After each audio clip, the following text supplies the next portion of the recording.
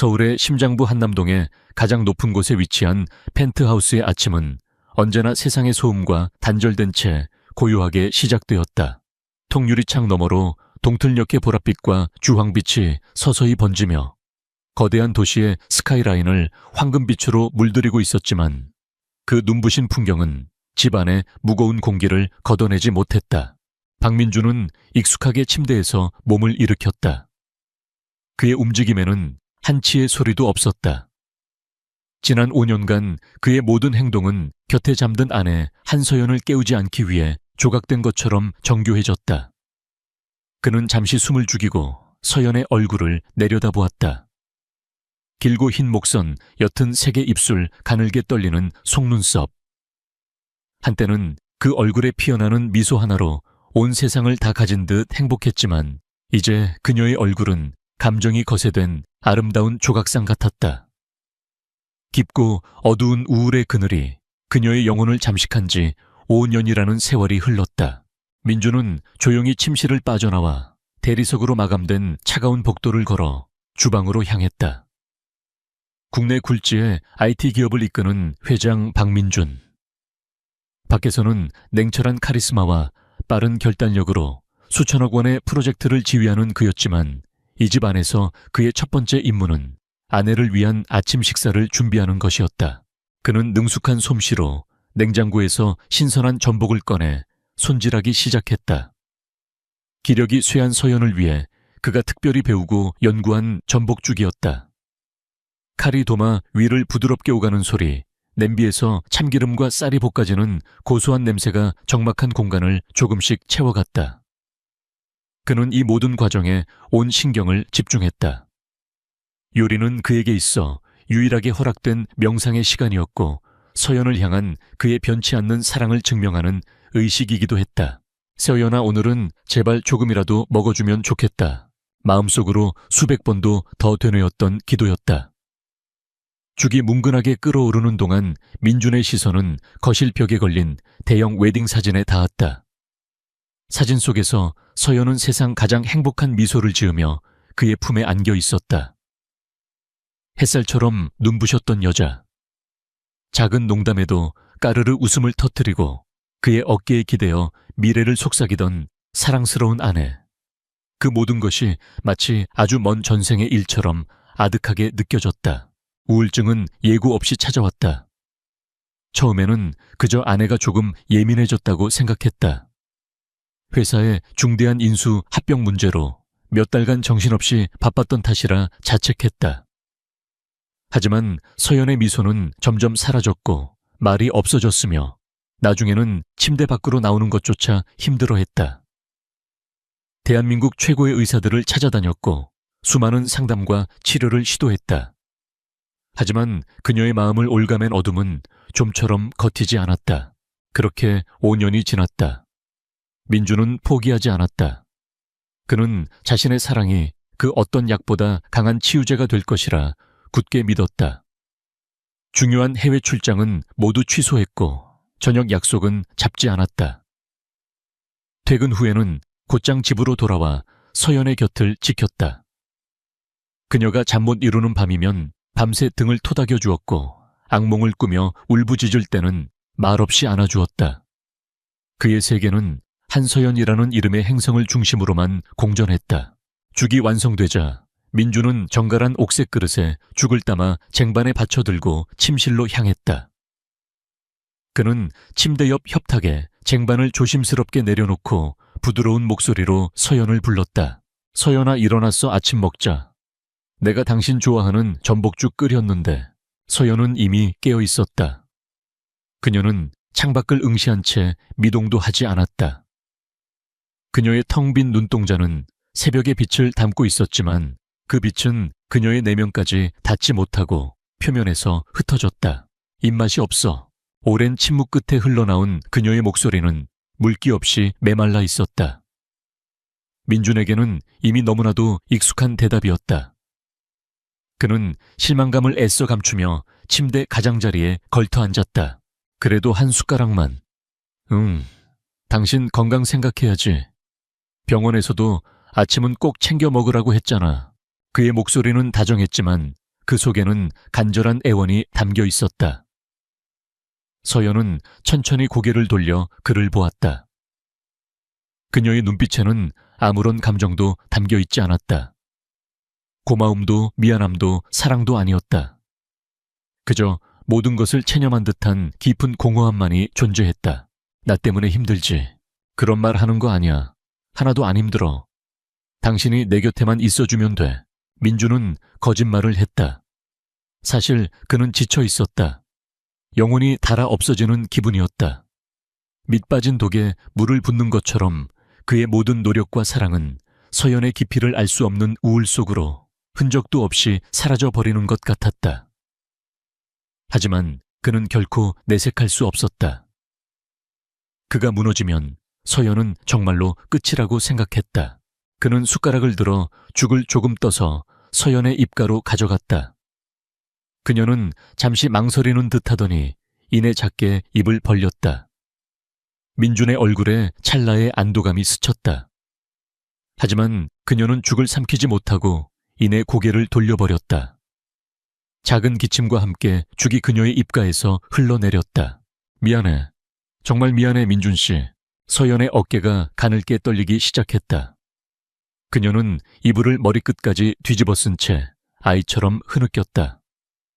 그 울음소리는 민준의 심장을 날카롭게 파고드는 비수와도 같았다. 그는 더 이상 아무 말도 할 수 없었다. 그저 쟁반을 옆으로 치우고 이불 위로 그녀의 등을 가만히 토닥여줄 뿐이었다. 괜찮아, 괜찮아. 마음속으로만 되뇌었다. 한참의 시간이 흐른 뒤 서연의 울음이 잦아들었을 때 민주는 자리에서 일어났다. 그는 출근 준비를 해야 했다. 수백 명의 직원이 그를 기다리고 있었다. 그는 욕실 거울 앞에 서서 자신의 얼굴을 보았다. 30대 중반의 젊은 나이였지만 그의 눈가에는 깊은 피로가 역력했다. 그는 억지로 입꼬리를 끌어올려 미소를 지어보았다. 매일 아침 반복하는 의식이었다. 완벽한 회장 박민준의 가면을 쓰는 시간, 옷을 갈아입고 서류 가방을 챙긴 그는 다시 침실로 돌아왔다. 서연은 여전히 이불 속에 웅크리고 있었다. 나 회사 다녀올게. 무슨 일 있으면 바로 전화하고. 지원이한테도 들르라고 얘기해 놓을게. 대답은 없었다. 민주는 잠시 문 앞에 서서 아내의 작은 등을 바라보다가 무거운 발걸음을 옮겼다. 현관문이 닫히는 소리가 유난히 크게 울렸다. 고요한 펜트하우스에 다시 혼자 남은 서연은 천천히 이불 속에서 얼굴을 내밀었다. 그녀의 젖은 눈은 협탁 위에 놓인 온기가 식어버린 죽 그릇을 향했다. 남편의 지극한 정성과 사랑. 그것은 그녀를 살게 하는 동아줄인 동시에 그녀의 목을 조여오는 족쇄이기도 했다. 그녀는 숨이 막혔다. 이 완벽한 사랑과 끝없는 죄책감 속에서 그녀는 서서히 부서져 내리고 있었다. 그녀는 자신도 모르게 이 모든 것을 단번에 끊어줄 무언가를 간절히 갈망하기 시작했다. 그것이 파멸일지라도. 박민준이 떠나고 난 뒤 펜트하우스의 시간은 마치 멈춰버린 듯 했다. 한서연은 여전히 침대 위에서 미동도 하지 않았고 창밖의 서울은 분주하게 움직이고 있었지만 그 모든 활기는 두꺼운 방음 유리창에 막혀 그녀에게 닿지 못했다. 세상과 그녀 사이에는 보이지 않는 거대한 벽이 존재했다. 정고가 조금 넘었을 무렵 현관 도어록이 해제되는 경쾌한 전자음이 정적을 깨뜨렸다. 곧이어 밝고 활기찬 목소리가 집안을 가로질렀다. 서연아, 나왔어 우리 공주님. 아직도 침대랑 연애 중이신가? 목소리의 주인은 김지원 서연의 대학 동기이자 10년 지기 친구였다. 그녀는 서연의 삶에 남아있는 유일한 외부 세계와의 연결고리였다. 지원은 손에 든 작은 케이크 상자와 상큼한 과일이 담긴 바구니를 식탁에 내려놓으며 자연스럽게 침실로 향했다. 그녀의 발걸음에서는 민준의 조심스러움 대신 익숙하고 다정한 활기가 느껴졌다. 어머 한서연, 또 아침 굶었구나. 식탁 위에 그대로 있네. 지원은 침실 문턱에서 혀를 차며 말했지만 그녀의 눈빛은 깊은 연민으로 젖어 있었다. 그녀는 민준이 새벽부터 정성껏 끓였을 죽이 차갑게 식어있는 것을 보았다. 이런 광경을 본 것이 하루 이틀이 아니었지만 볼 때마다 가슴 한구석이 아려왔다. 일어나. 이불만 덮고 있으면 곰팡이 새운다. 광합성 좀 해야지. 지원은 커튼을 활짝 열어 젖혔다. 눈부신 햇살이 폭포수처럼 쏟아져 들어와 방 안의 어둠과 먼지를 선명하게 드러냈다. 서연은 갑작스러운 빛에 미간을 찌푸리며 이불 속으로 더 깊이 파고들었다. 싫어. 나가. 내가 사온 청포도 타르트는 어쩌고. 너 예전에 이거 없어서 못 살았잖아. 딱 한 입만 먹고 다시 자. 지원은 능숙하게 서연의 곁에 앉아 이불을 살살 걷어냈다. 서연의 헝클어진 머리카락을 부드럽게 쓸어 넘겨주며 그녀는 일부러 더 명랑한 목소리를 냈다. 그녀는 알고 있었다. 민준의 조심스러운 배려가 때로 서연에게 더 큰 죄책감을 준다는 것을. 그래서 지원은 일부러 짓궂은 장난을 치거나 예전처럼 스스럼 없이 대하려 노력했다. 그것이 서연의 마음을 짓누르는 무게를 조금이라도 덜어줄 수 있는 유일한 방법이라 믿었기 때문이다. 지원아, 그냥 나 좀 내버려둬. 안 돼. 내가 너 내버려두면 박 사장님이 나 혼낼걸. 점심시간에 분명히 전화 와서 우리 서연이 밥 먹었냐고 물어볼 텐데 내가 뭐라고 대답해. 자, 일어나서 세수부터 하자. 꼴이 말이 아니야 아주. 지원의 끈질긴 설득에 서연은 마지못해 몸을 일으켰다. 지원은 그런 그녀를 부축해 욕실로 데려갔다. 따뜻한 물에 적신 수건으로 서연의 얼굴을 닦아주고 빗으로 머리를 빗겨주는 지원의 손길은 익숙하고 다정했다. 그 순간만큼은 서연의 텅 빈 눈동자에 아주 희미한 온기가 감도는 듯했다. 지원은 서연을 거실 소파에 앉히고 그녀가 좋아하는 예능 프로그램을 틀었다. 그리고는 주방으로 가 과일을 씻고 타르트를 예쁜 접시에 담았다. 이 넓고 화려한 집은 마치 모델하우스처럼 모든 것이 완벽하게 정돈되어 있었지만 사람 사는 온기는 전혀 느껴지지 않았다. 지원은 거실 벽에 걸린 웨딩 사진을 다시 한번 바라보았다. 사진 속의 민준과 서연은 정말 잘 어울리는 한 쌍이었다. 대학 시절 캠퍼스 퀸이었던 서연과 젊고 유능한 사업가였던 민준의 만남은 모두의 부러움을 샀다. 민준은 서연에게 첫눈에 반했고 세상의 모든 것을 다 바칠 것처럼 열렬히 구애했다. 그의 순수하고 뜨거운 사랑 앞에서 서연 역시 마음을 열었다. 지원은 두 사람의 연애 시절부터 결혼까지 모든 과정을 가장 가까이에서 지켜본 증인이었다. 그녀는 민준만큼 서연을 아끼는 사람은 세상에 없을 것이라 확신했다. 그래서 더 가슴이 아팠다.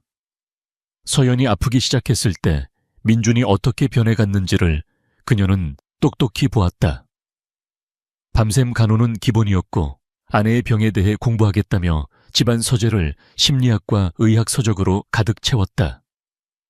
아내에게 좋은 유기농 식단만을 먹이겠다며 손수 요리를 배웠고 혹시라도 아내가 외로울까봐 재택근무를 늘렸다. 그는 자신의 삶을 통째로 아내의 간병에 바쳤다. 한 번은 민준의 회사에 중요한 해외 투자 계약건이 있었다. 민준이 반드시 직접 가야 하는 자리였다.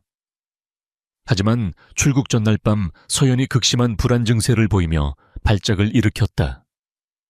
민준은 망설임 없이 수천억 원이 걸린 계약을 포기하고 서연의 곁에 남았다. 다음 날 지원이 걱정되어 찾아왔을 때 그는 뜬 눈으로 밤을 새워 헬쑥해진 얼굴로 서연의 손을 잡고 있었다. 지원은 그때의 민준의 눈빛을 잊을 수 없었다. 깊은 피로와 절망 속에서도 아내를 향한 사랑만은 결코 놓지 않으려는 한 남자의 처절한 사투가 담긴 눈빛이었다. 그런 민준의 희생을 알기에 지원은 침묵 속에서 자신을 고립시키는 서연이 때로는 원망스럽기도 했다. 물론 이내 그런 생각을 한 스스로를 자책했다. 우울증은 의지의 문제가 아니라는 것을 누구보다 잘 알기 때문이었다.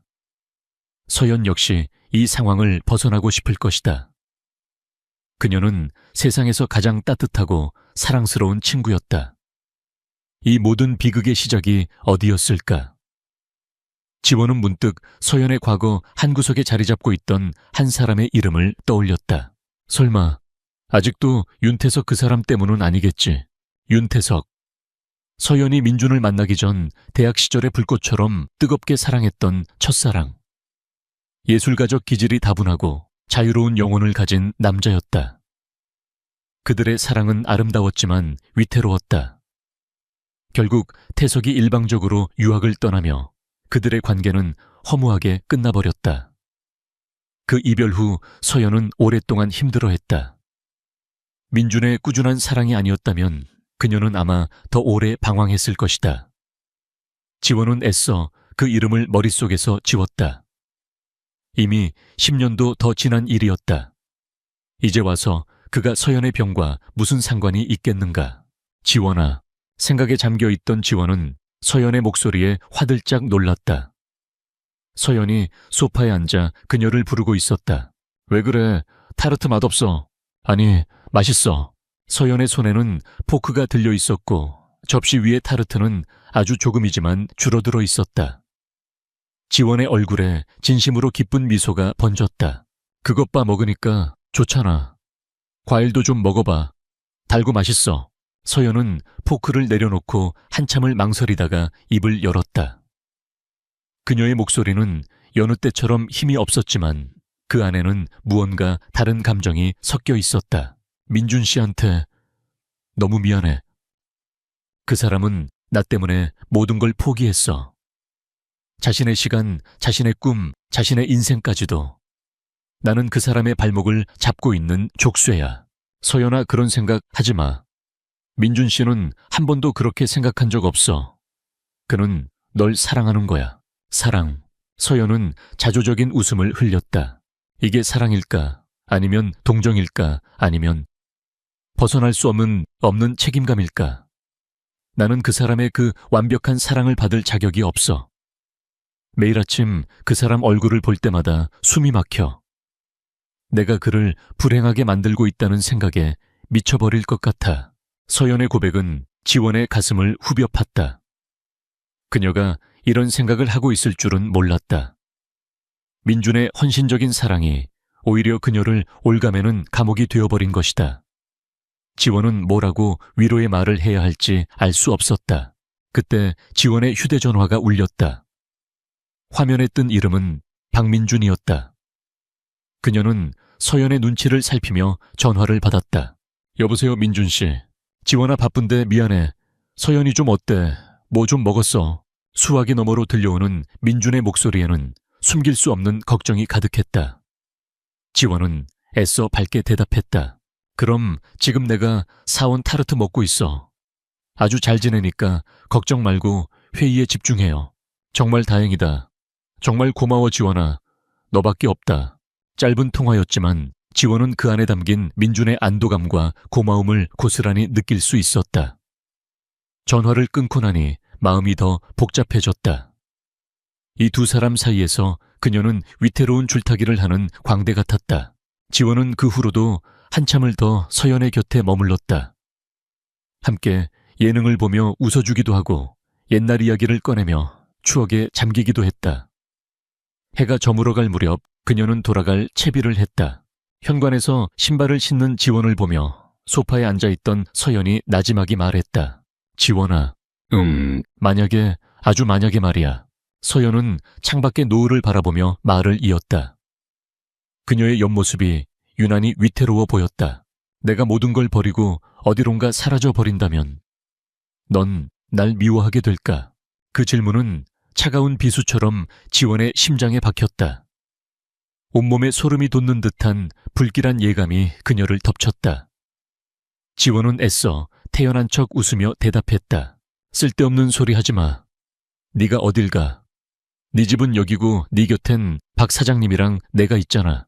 하지만 서연은 대답 없이 그저 희미하게 웃을 뿐이었다. 그 미소는 지원의 뇌리에 깊이 각인되었다. 집으로 돌아오는 내내 지원은 서연의 마지막 질문과 그 위태로운 미소를 떨쳐낼 수가 없었다. 무언가 잘못되어 가고 있었다. 거대한 폭풍이 몰려오기 직전의 불길한 고요함. 그녀는 직감적으로 깨달았다. 친구의 삶을 송두리째 흔들어 놓을 어떤 거대한 균열이 이미 시작되었음을. 김지원이 다녀간 후 며칠 동안 펜트하우스의 시간은 다시 원래의 궤도로 돌아온 듯 했다. 박민주는 새벽에 일어나 죽을 끓이고 출근하고 틈틈이 아내의 안부를 확인했으며 저녁에는 어김없이 텅 빈 집으로 돌아왔다. 한서연은 여전히 대부분의 시간을 침대 위에서 보냈고 세상은 그들 부부의 슬픔과는 아무런 상관이 없다는 듯 분주하게 흘러갔다. 그날도 민주는 강남의 초고층 빌딩에 위치한 자신의 집무실에서 중요한 이사회 회의를 주재하고 있었다. 20명이 넘는 임원들이 그의 말 한마디에 숨을 죽였다. 그는 거대한 스크린에 떠있는 복잡한 데이터와 재무제표를 날카롭게 분석하며 회사의 미래가 걸린 신규 사업의 방향을 제시했다. 그의 목소리는 단호했고 눈빛은 흔들림이 없었다. 누구도 이 카리스마 넘치는 젊은 회장이 매일 아침 아내의 식사를 챙기기 위해 새벽같이 일어난다는 사실을, 그의 마음속에 얼마나 깊은 그림자가 드리워져 있는지를 상상하지 못했다. 같은 시각 한남동의 펜트하우스. 서연은 무의미하게 태블릿 PC에 화면을 넘기고 있었다. 수년 동안 그녀의 하루를 좀먹어 온 습관이었다. 아무런 정보도 감흥도 없는 디지털의 강을 표류하며 시간을 죽이는 것. 그때였다. 화면 상단에 아주 오래된 소셜미디어 앱에 알림 배너가 떴다. 그녀가 존재조차 잊고 있던 계정이었다. 호기심보다는 무의식에 가까운 손길로 알림을 눌렀을 때 그녀의 눈에 하나의 이름이 박혀들었다. 윤태석. 심장이 쿵하고 바닥으로 떨어지는 것 같았다. 시간의 먼지 속에 화석처럼 굳어있던 이름. 그녀가 스스로 봉인해버렸던 과거의 이름. 그녀는 숨을 멈췄다. 화면에는 짧은 메시지가 떠 있었다. 서연아, 잘 지내. 나 서울에 돌아왔어. 문득 네가 생각나서. 그 짧은 문장이 서연의 잿빛 세계에 핵폭탄처럼 터져버렸다. 지난 5년간 그녀를 지배했던 무감각과 무기력의 두꺼운 얼음벽에 선명한 균열이 생겼다. 그 틈으로 잊고 있던, 아니 잊으려 발버둥 쳤던 기억들이 본물처럼 터져나왔다.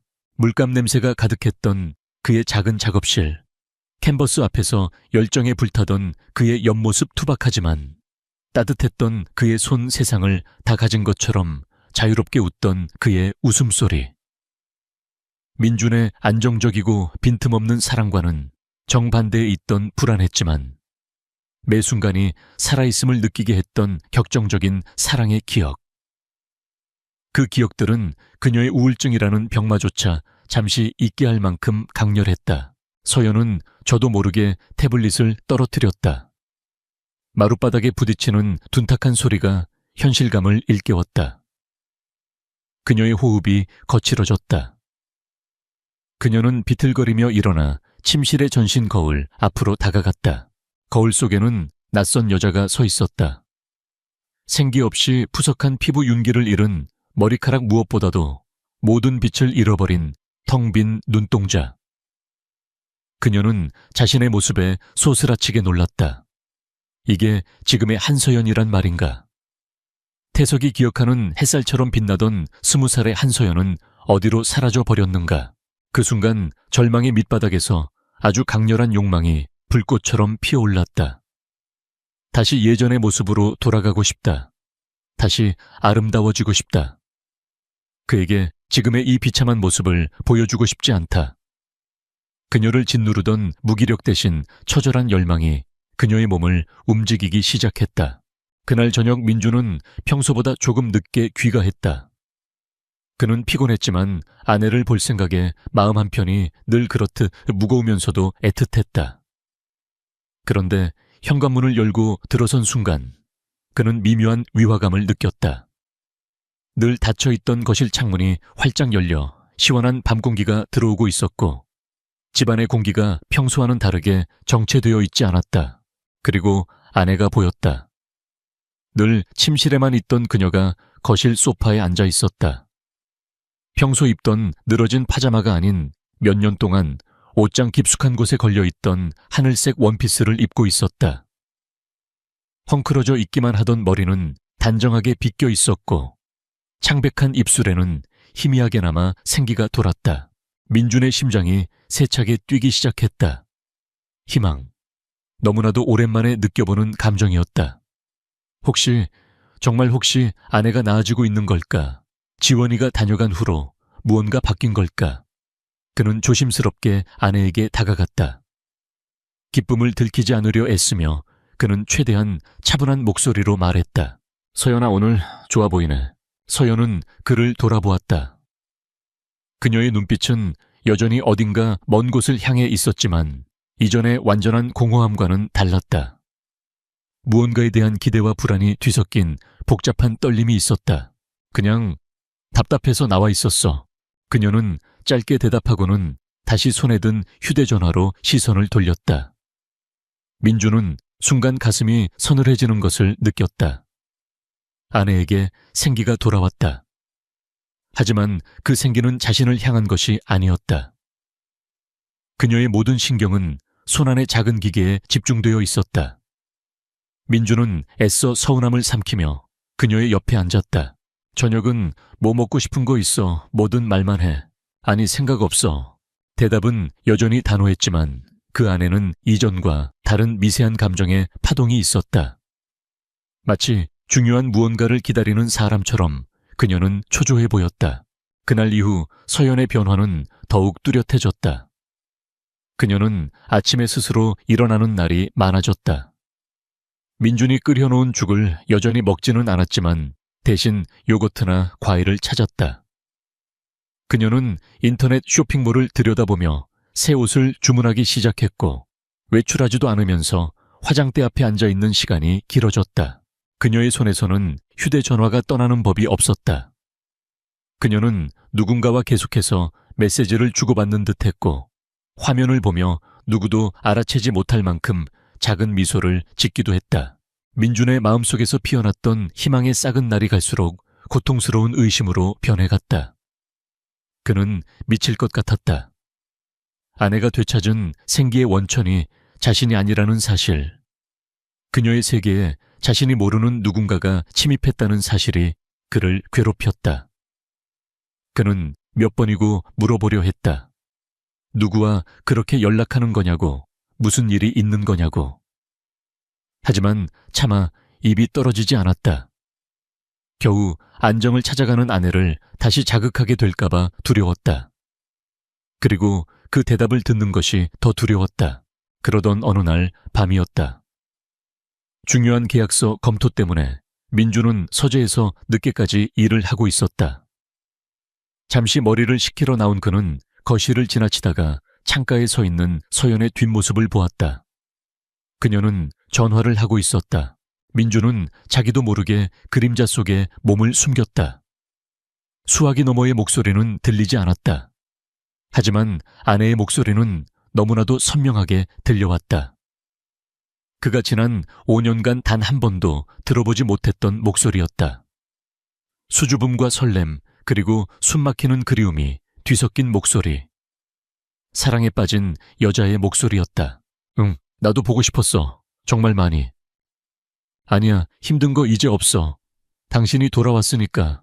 그 목소리들은 칼날이 되어 민준의 심장을 후벼 팠다. 온몸의 피가 차갑게 식는 것 같았다. 그때 그가 아내의 입에서 나온 한마디를 들었다. 아주 작고 부드럽게 오랫동안 간직해온 비밀을 꺼내놓듯 말하는 그 이름을. 태석 씨, 태석. 민준에게는 아무런 의미도 없는 낯선 이름이었다. 하지만 그 이름을 부르는 아내의 목소리는 그가 5년간 지켜온 세상을 한순간에 무너뜨리고도 남을 만큼 강력했다. 그는 깨달았다. 과거에서 불어온 이름 모를 바람이 이제 자신이 쌓아 올린 모든 것을 집어삼킬 거대한 폭풍이 되어 다가오고 있음을. 민주는 어둠 속에서 굳어진 채 서 있었다. 심장이 얼음장처럼 차가워졌다. 그날 밤 이후 박민준의 세상은 소리 없이 금이 가기 시작했다. 그는 아내의 입에서 나온 태석이라는 낯선 이름을 마음속에서 지우려 애썼다. 그저 오래전 친구일 뿐이라고 잠시 과거를 추억하는 것뿐이라고 스스로를 다독였다. 하지만 그의 이성은 이미 알고 있었다. 아내의 목소리에 담겨있던 그 떨림은 단순한 우정의 것이 아니었다는 것을. 그는 이전보다 더 필사적으로 노력했다. 아침에는 서연이 좋아하는 다른 종류의 죽을 끓였고 저녁에는 그녀가 한때 좋아했던 영화 DVD를 구해와 함께 보자고 제안했다. 최신 유행하는 디저트를 사들고 귀가하기도 했다. 어떻게든 아내의 시선을, 그녀의 마음을 다시 자신에게로 돌리고 싶었다. 하지만 서연의 반응은 늘 똑같았다.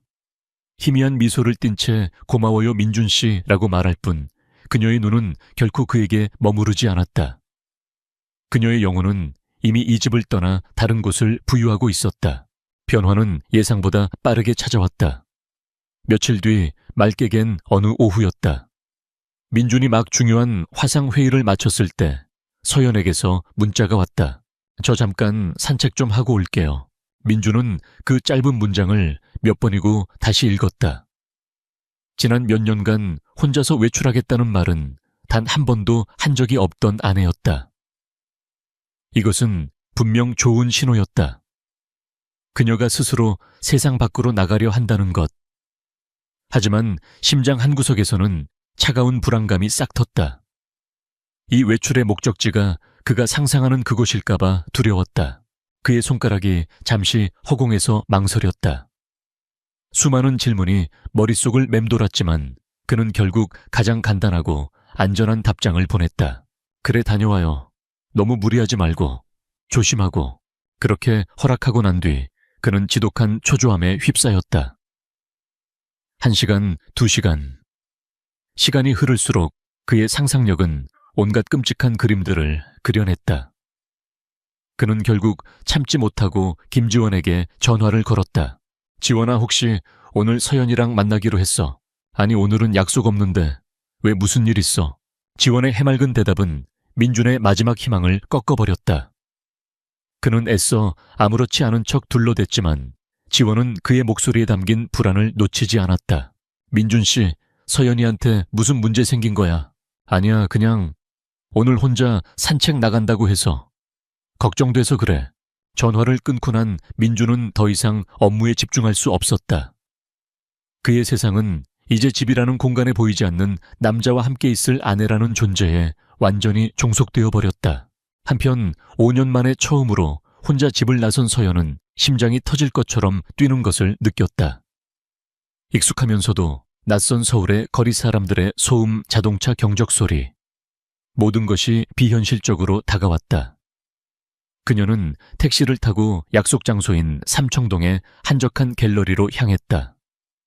그곳은 과거 태석과 자주 데이트를 했던 추억의 장소였다. 갤러리 입구에 들어섰을 때 그녀는 창가에 서서 그림을 보고 있는 한 남자의 뒷모습을 발견했다. 세월이 흘렀지만 자유로운 예술가 특유의 분위기는 여전했다. 서연은 저도 모르게 그의 이름을 불렀다. 태석 씨. 남자가 천천히 돌아보았다. 10년이라는 세월은 그의 얼굴에 옅은 흔적을 남겼지만 장난기 가득한 눈빛과 비스듬히 웃는 입꼬리는 변하지 않았다. 그가 서연을 발견하고 환하게 웃었다. 왔구나, 한서연. 10년이 지났는데도 하나도 안 변했네. 여전히 예뻐. 그 한마디에 서연의 마음을 짓누르던 모든 죄책감과 불안감이 눈 녹듯 사라졌다.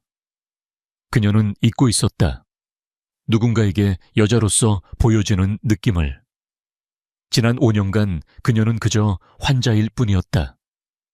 하지만 태석의 눈빛 속에서 그녀는 다시 20살에 사랑받던 여자 한서연이 되었다. 그들은 나란히 갤러리를 걸으며 그림을 보고 근처 카페에 앉아 밀린 이야기를 나눴다. 태석은 지난 10년간 유럽을 떠돌며 그림을 그리고 전시회를 열었던 자신의 삶에 대해 이야기했다. 그는 과거의 이별에 대해 가볍게 사과했다. 너무 어렸고 예술에 대한 열망이 사랑보다 더 컸었다고. 그의 말에는 어떤 변명도 자기 합리화도 없었지만 이상하게도 서연은 모든 것을 용서할 수 있을 것 같았다.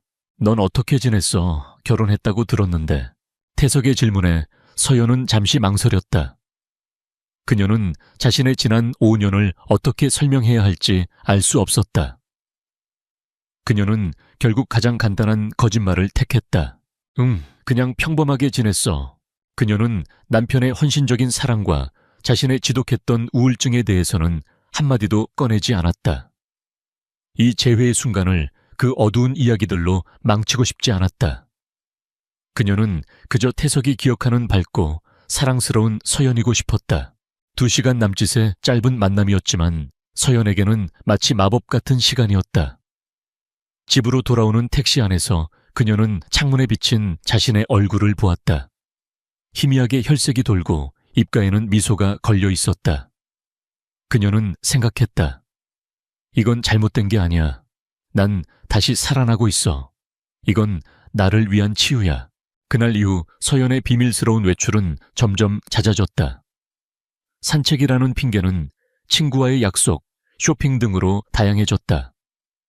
그녀는 더 이상 민준의 눈치를 보지 않았다. 오히려 당당해졌다.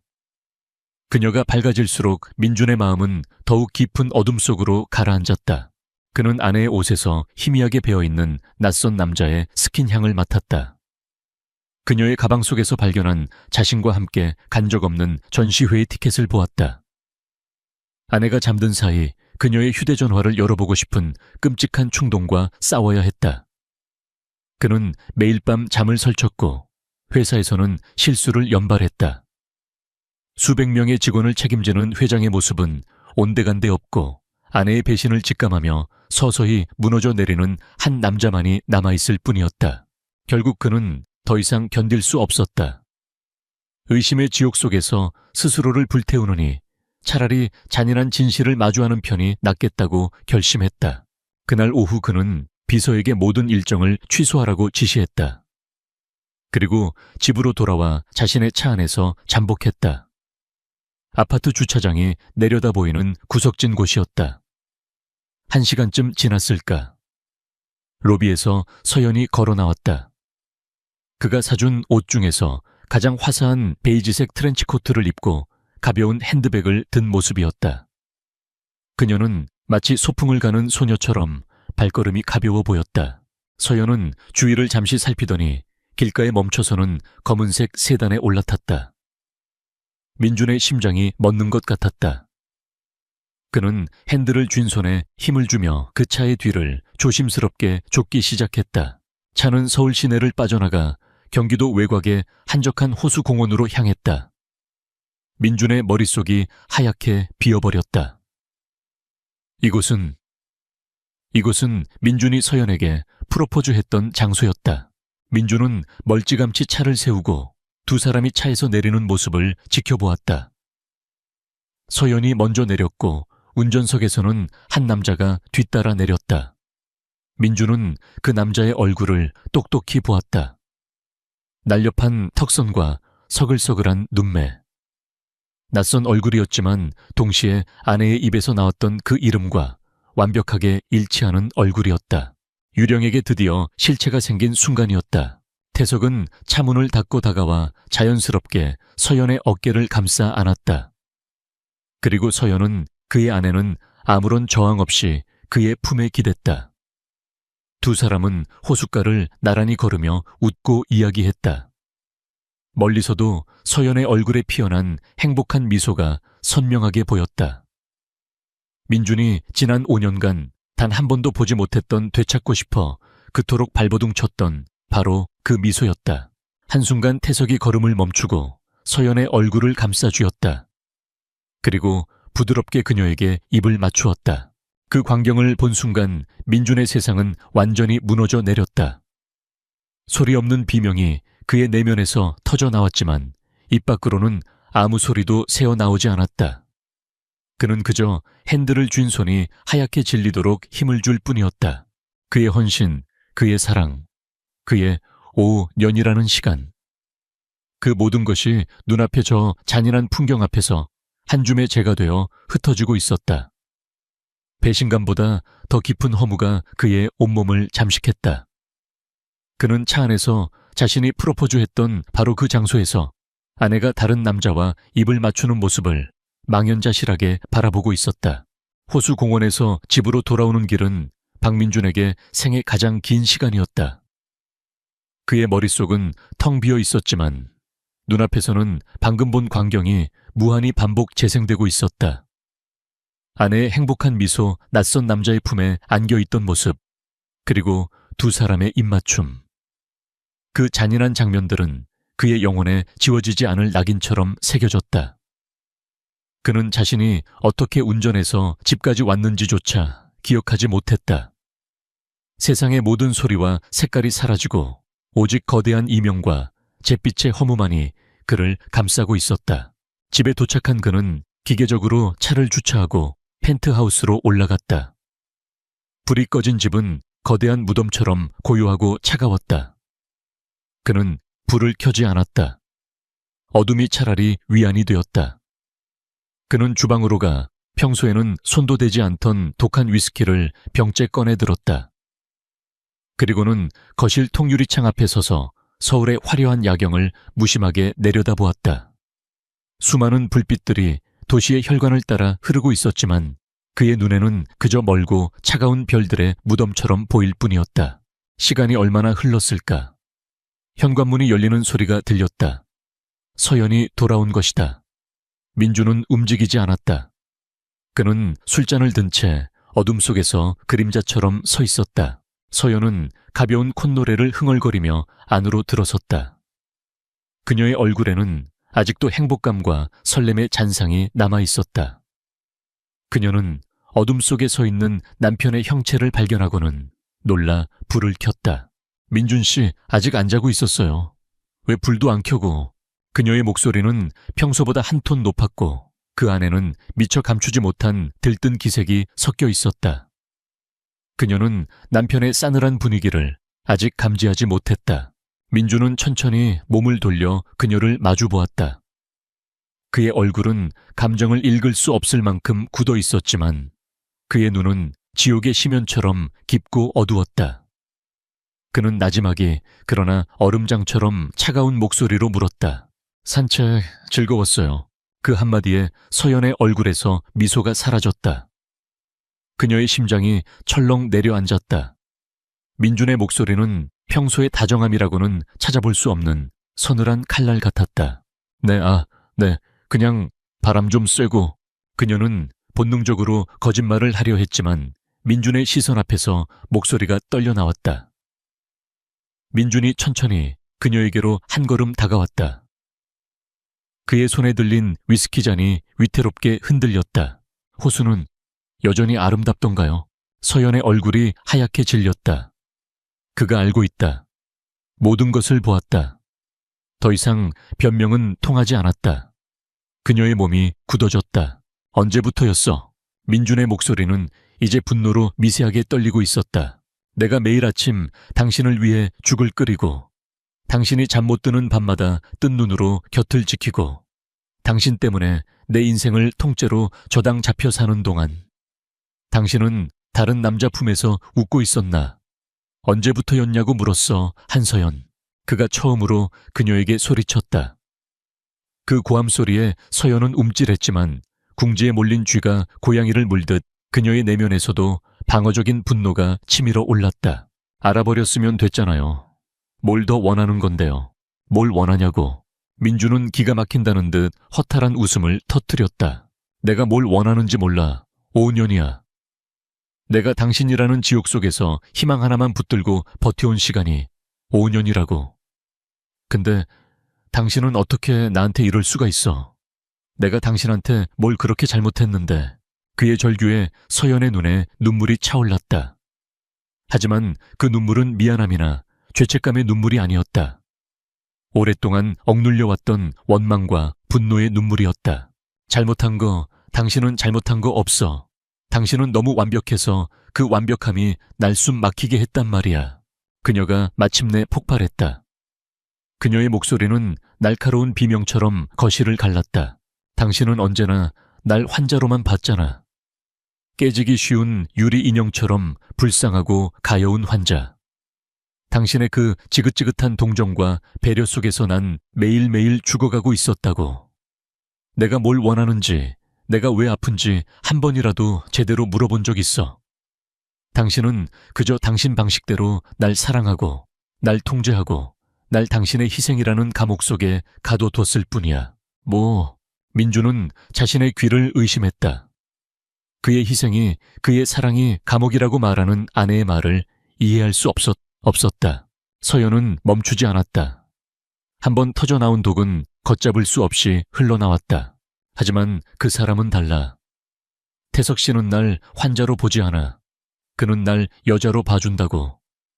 당신은 내 병든 껍데기만 봤지만 그 사람은 내 안에 있는 진짜 영혼을 봐줘. 그 사람과 함께 있으면 난 살아있음을 느껴.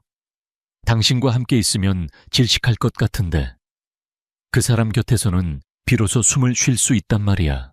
살아있음을 느껴. 민준의 입가에 냉소가 걸렸다.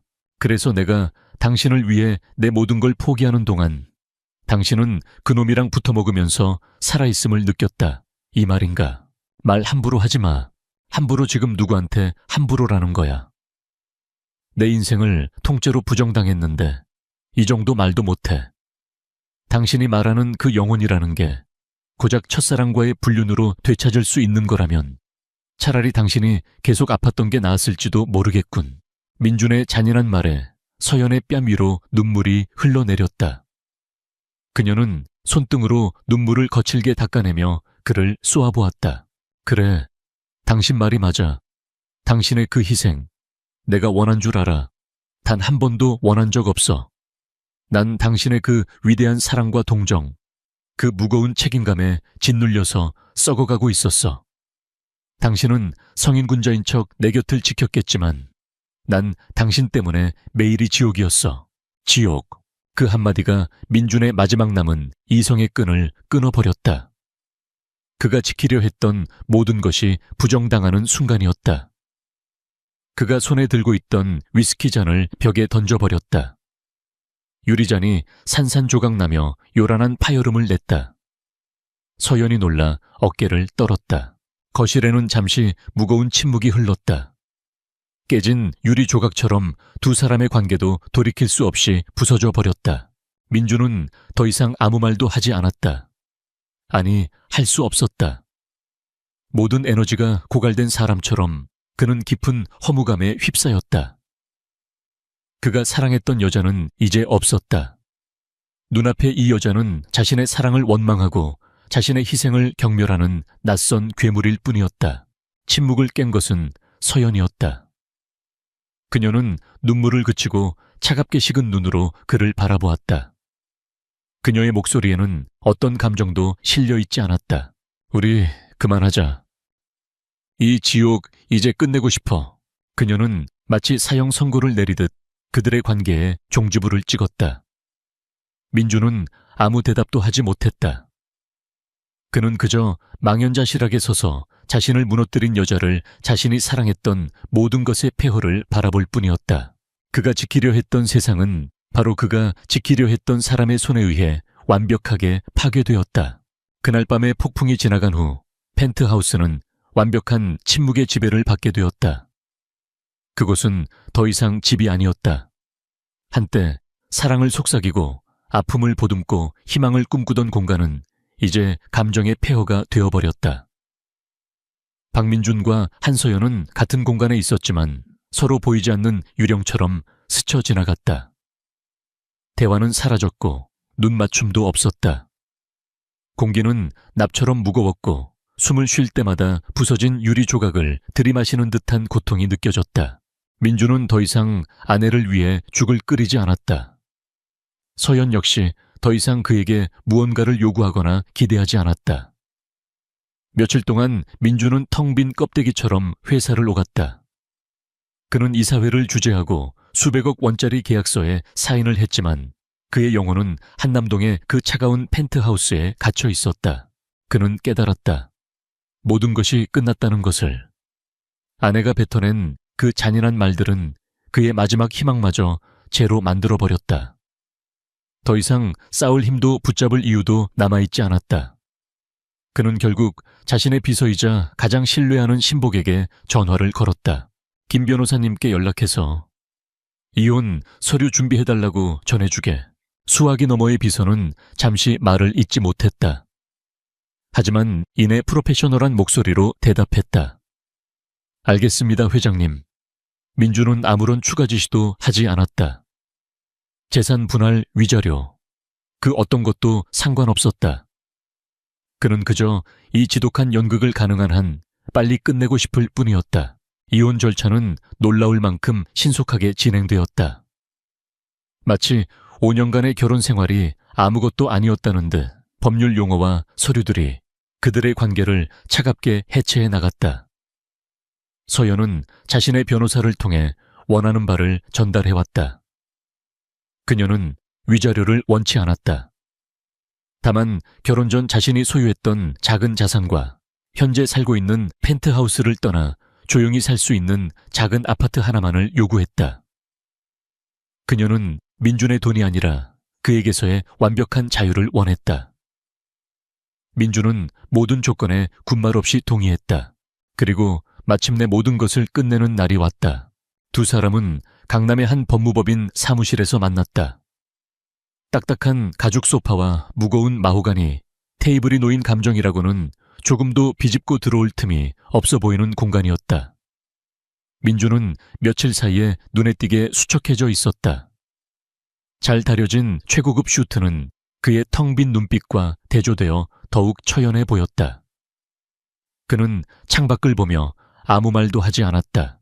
서연은 태석에 차를 타고 왔다. 그녀는 약속 시간보다 조금 늦었다. 여튼 화장을 하고 새로 산 듯한 원피스를 입은 그녀의 얼굴에는 긴장감과 함께 묘한 해방감이 서려 있었다. 그녀는 민준의 맞은편에 앉으며 짧게 목례를 했다. 그들의 눈은 마주치지 않았다. 변호사가 두 사람 앞에 두툼한 서류 뭉치를 내려놓았다. 두 분의 합의사항이 모두 반영된 최종 이혼 합의서입니다. 내용을 마지막으로 확인하시고 각 페이지마다 간인을 하신 후 마지막 장에 서명해 주시면 됩니다. 변호사의 무미건조한 목소리가 회의실의 침묵을 갈랐다. 민주는 서류를 읽지 않았다. 그는 그저 변호사가 지정해 주는 곳에 기계적으로 펜을 움직였다. 종이 위를 스치는 펜의 사각거리는 소리가 유난히 크게 들렸다. 마지막 서명란에 펜을 가져갔을 때 그의 손이 잠시 멈칫했다. 순간 그의 머릿속에 다른 기억 하나가 섬광처럼 스쳐 지나갔다. 5년 전 구청의 혼인신고 창구. 풋풋한 설렘과 긴장감으로 떨리는 손을 하고 나란히 서서 혼인신고서에 사인을 하던 날의 기억이었다. 그때 서연은 그의 어깨에 기대며 속삭였었다. 우리 이제 진짜 부부네. 평생 행복하게 해줄게요, 민준 씨. 평생의 행복. 그 약속은 이제 한 장의 종이 위에서 법적으로 무효가 되고 있었다. 민준은 눈을 질끈 감았다가 떴다. 그리고는 망설임 없이 자신의 이름을 적어 내려갔다. 박민준. 그의 5년이 그의 사랑이, 그의 헌신이 세 글자의 이름과 함께 종이 위에 갇혔다. 그가 펜을 내려놓자 서연이 서류를 받아들었다. 그녀 역시 망설임 없이 자신의 이름을 써 내려갔다. 그녀의 필체는 해방을 향한 날갯짓처럼 가벼워 보였다. 모든 것이 끝났다. 변호사가 서류를 정리하는 동안 어색한 침묵이 흘렀다. 민주는 자리에서 일어나며 처음이자 마지막으로 서연을 똑바로 바라보았다. 무디. 그의 목소리는 갈라져 있었다. 행복하길 바라오. 그 말에는 어떤 원망이나 비꼼도 담겨 있지 않았다. 그저 한때 자신의 모든 것이었던 사람에게 건네는 마지막 진심이었다. 서연은 그의 눈을 피하며 작게 고개를 끄덕였다. 그녀는 아무 말도 하지 못했다. 민준이 먼저 회의실을 나갔다. 그가 떠나자 서연은 참았던 숨을 길게 내쉬었다. 모든 것이 끝났다는 안도감에 온몸의 긴장이 풀렸다. 그녀는 서류 가방을 챙겨 밖으로 나갔다.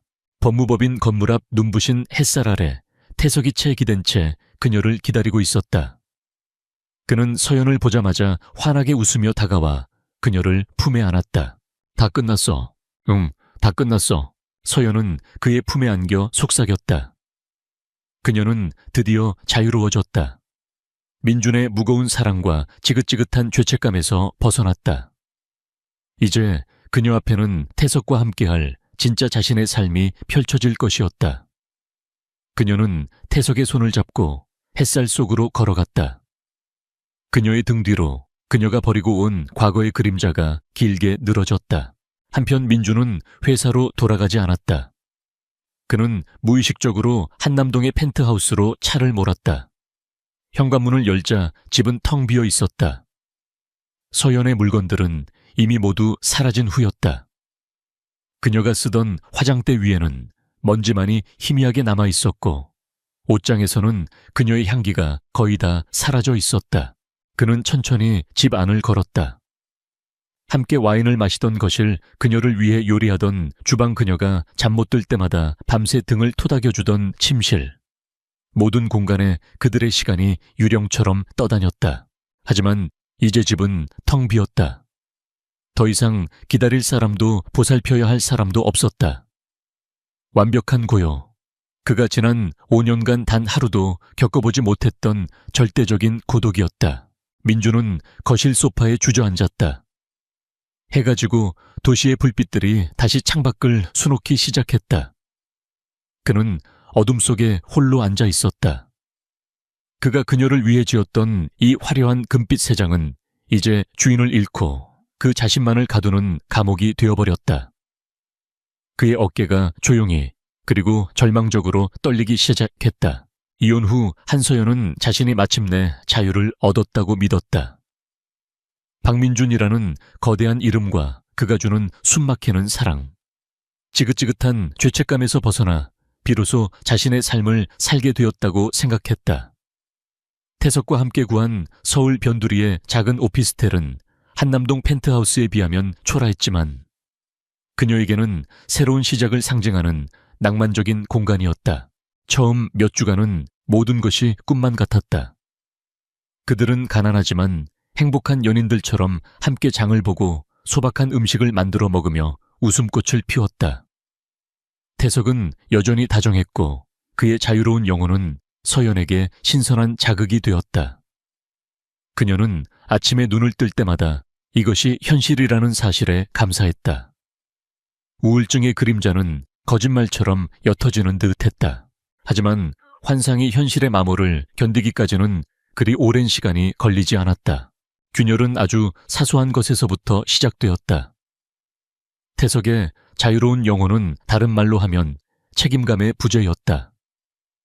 그는 자신의 예술 활동에만 몰두했고 생활의 무게는 고스란히 서연의 몫으로 돌아왔다. 공과금 고지서가 쌓여가도 그는 예술가는 그런 거 신경 쓰면 영감이 죽어라며 웃어넘길 뿐이었다. 그의 동료 예술가들과의 술자리는 밤늦게까지 이어졌고 서연은 텅 빈 오피스텔에 홀로 남아 그를 기다리는 날이 많아졌다. 민준과 함께일 때는 상상도 할 수 없던 일들이었다. 민준은 단 한 번도 그녀를 혼자 내버려 둔 적이 없었다. 그 답답했던 관심과 배려가 이제 와서는 사무치게 그리운 안정감이었다는 것을 서연은 조금씩 깨닫기 시작했다. 결정적인 사건은 어느 비 오는 날 밤에 일어났다. 그날따라 서연은 이유 모를 불안감에 휩싸였다. 잊고 있던 우울의 그림자가 다시 스멀스멀 피어오르며 그녀의 목을 조여왔다. 심장은 멋대로 뛰었고 숨이 가빠졌다. 그녀는 떨리는 손으로 태석에게 전화를 걸었다. 태석 씨, 나 좀 이상해. 무서워. 수화기 너머에서는 시끄러운 음악 소리와 사람들의 웃음소리가 들려왔다. 태석의 목소리는 조금 취해 있었다. 서연아, 또 그래. 왜 그렇게 부정적인 생각을 해?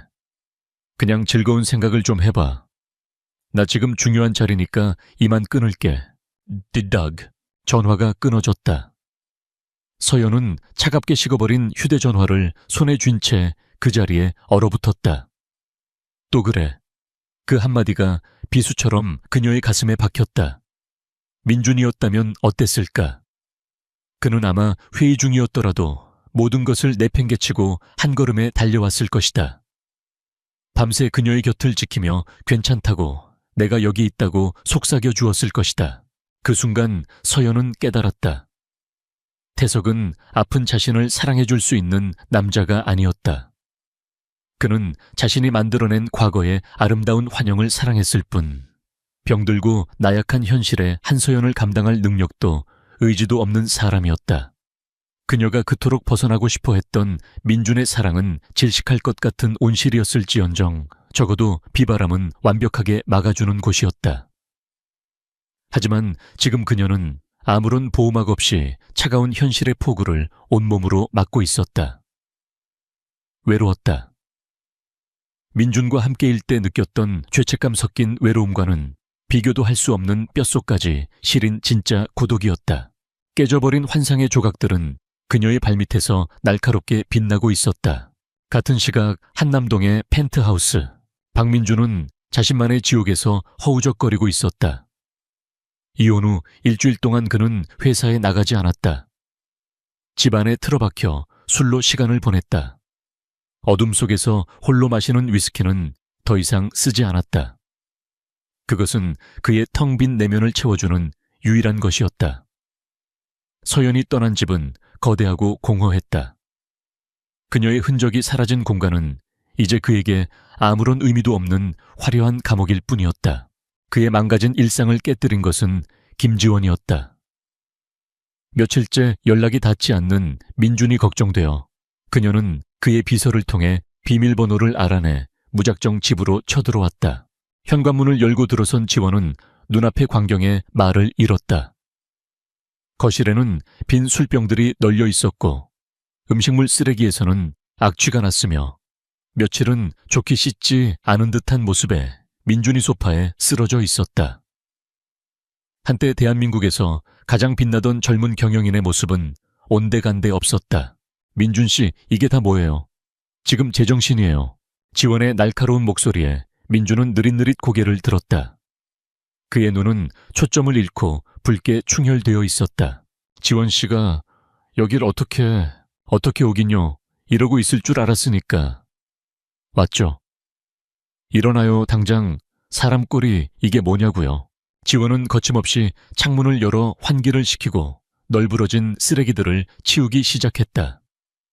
그녀는 민준을 동정하지 않았다. 지금 그에게 필요한 것은 값싼 위로가 아니라 현실을 직시하게 할 차가운 채찍질이라는 것을 알았다. 이렇게 무너져 있을 거예요. 서연이가 이걸 바랐을까요?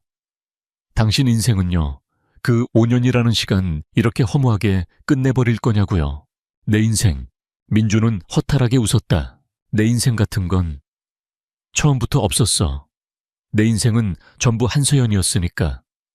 근데 이제 그 사람이 없어졌으니 나도 끝난 거지.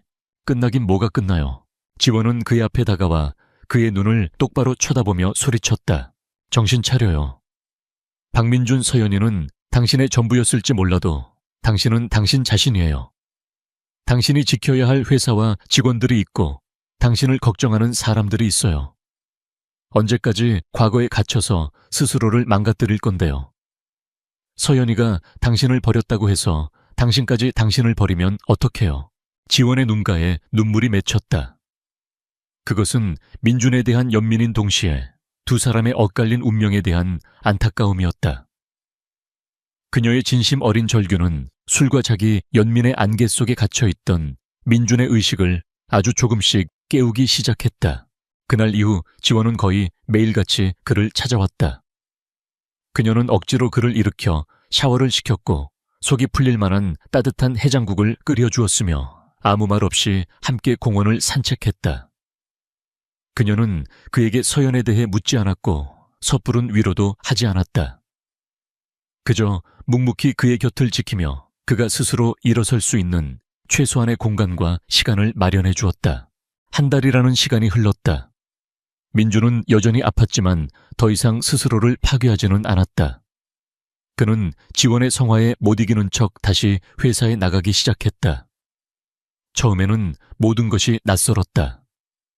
하지만 일에 몰두하는 동안에는 잠시나마 고통을 잊을 수 있었다. 그는 버려졌던 자신의 삶을 하나씩 되찾기 시작했다. 소원했던 친구들과의 약속을 잡았고 먼지 쌓인 골프채를 다시 꺼내 들었다. 물론 밤이 되면 어김없이 고독이 파도처럼 밀려왔다. 서연의 환영이 그의 침실을 떠돌았다.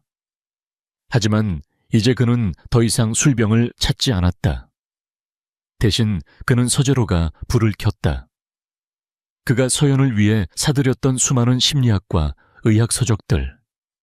그는 그 책들을 모두 버렸다. 그리고 그 자리에 오랫동안 잊고 있던 자신의 전공이었던 건축학 서적들과 평소 읽고 싶었던 역사책들을 채워 넣기 시작했다. 어느 늦은 밤 민주는 일을 마치고 사무실 의자에 기댄 채 창밖을 바라보았다. 그의 눈에 비친 서울의 야경은 더 이상 별들의 무덤처럼 보이지 않았다.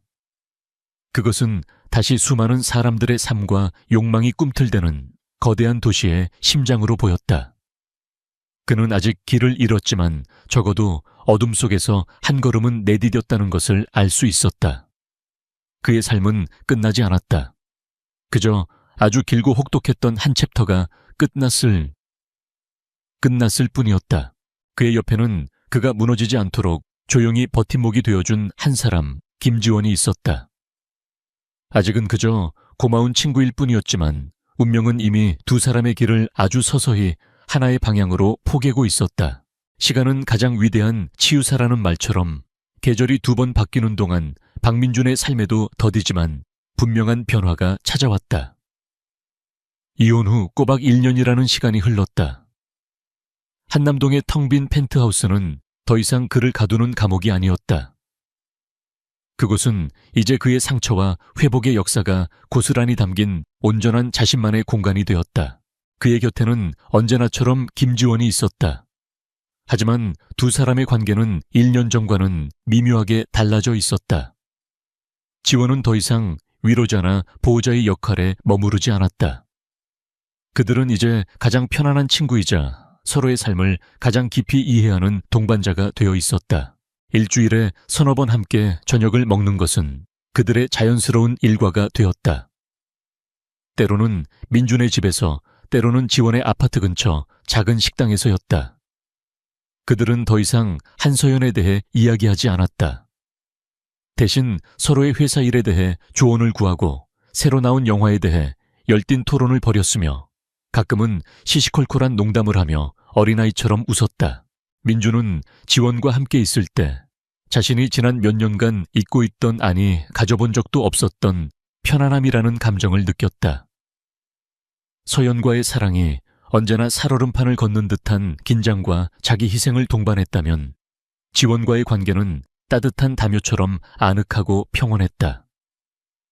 그녀 앞에서 그는 완벽한 회장일 필요도 헌신적인 성인군자일 필요도 없었다.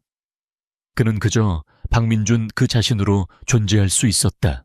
한편 지원의 마음속에서는 오랫동안 억눌러왔던 감정이 서서히 고개를 들고 있었다.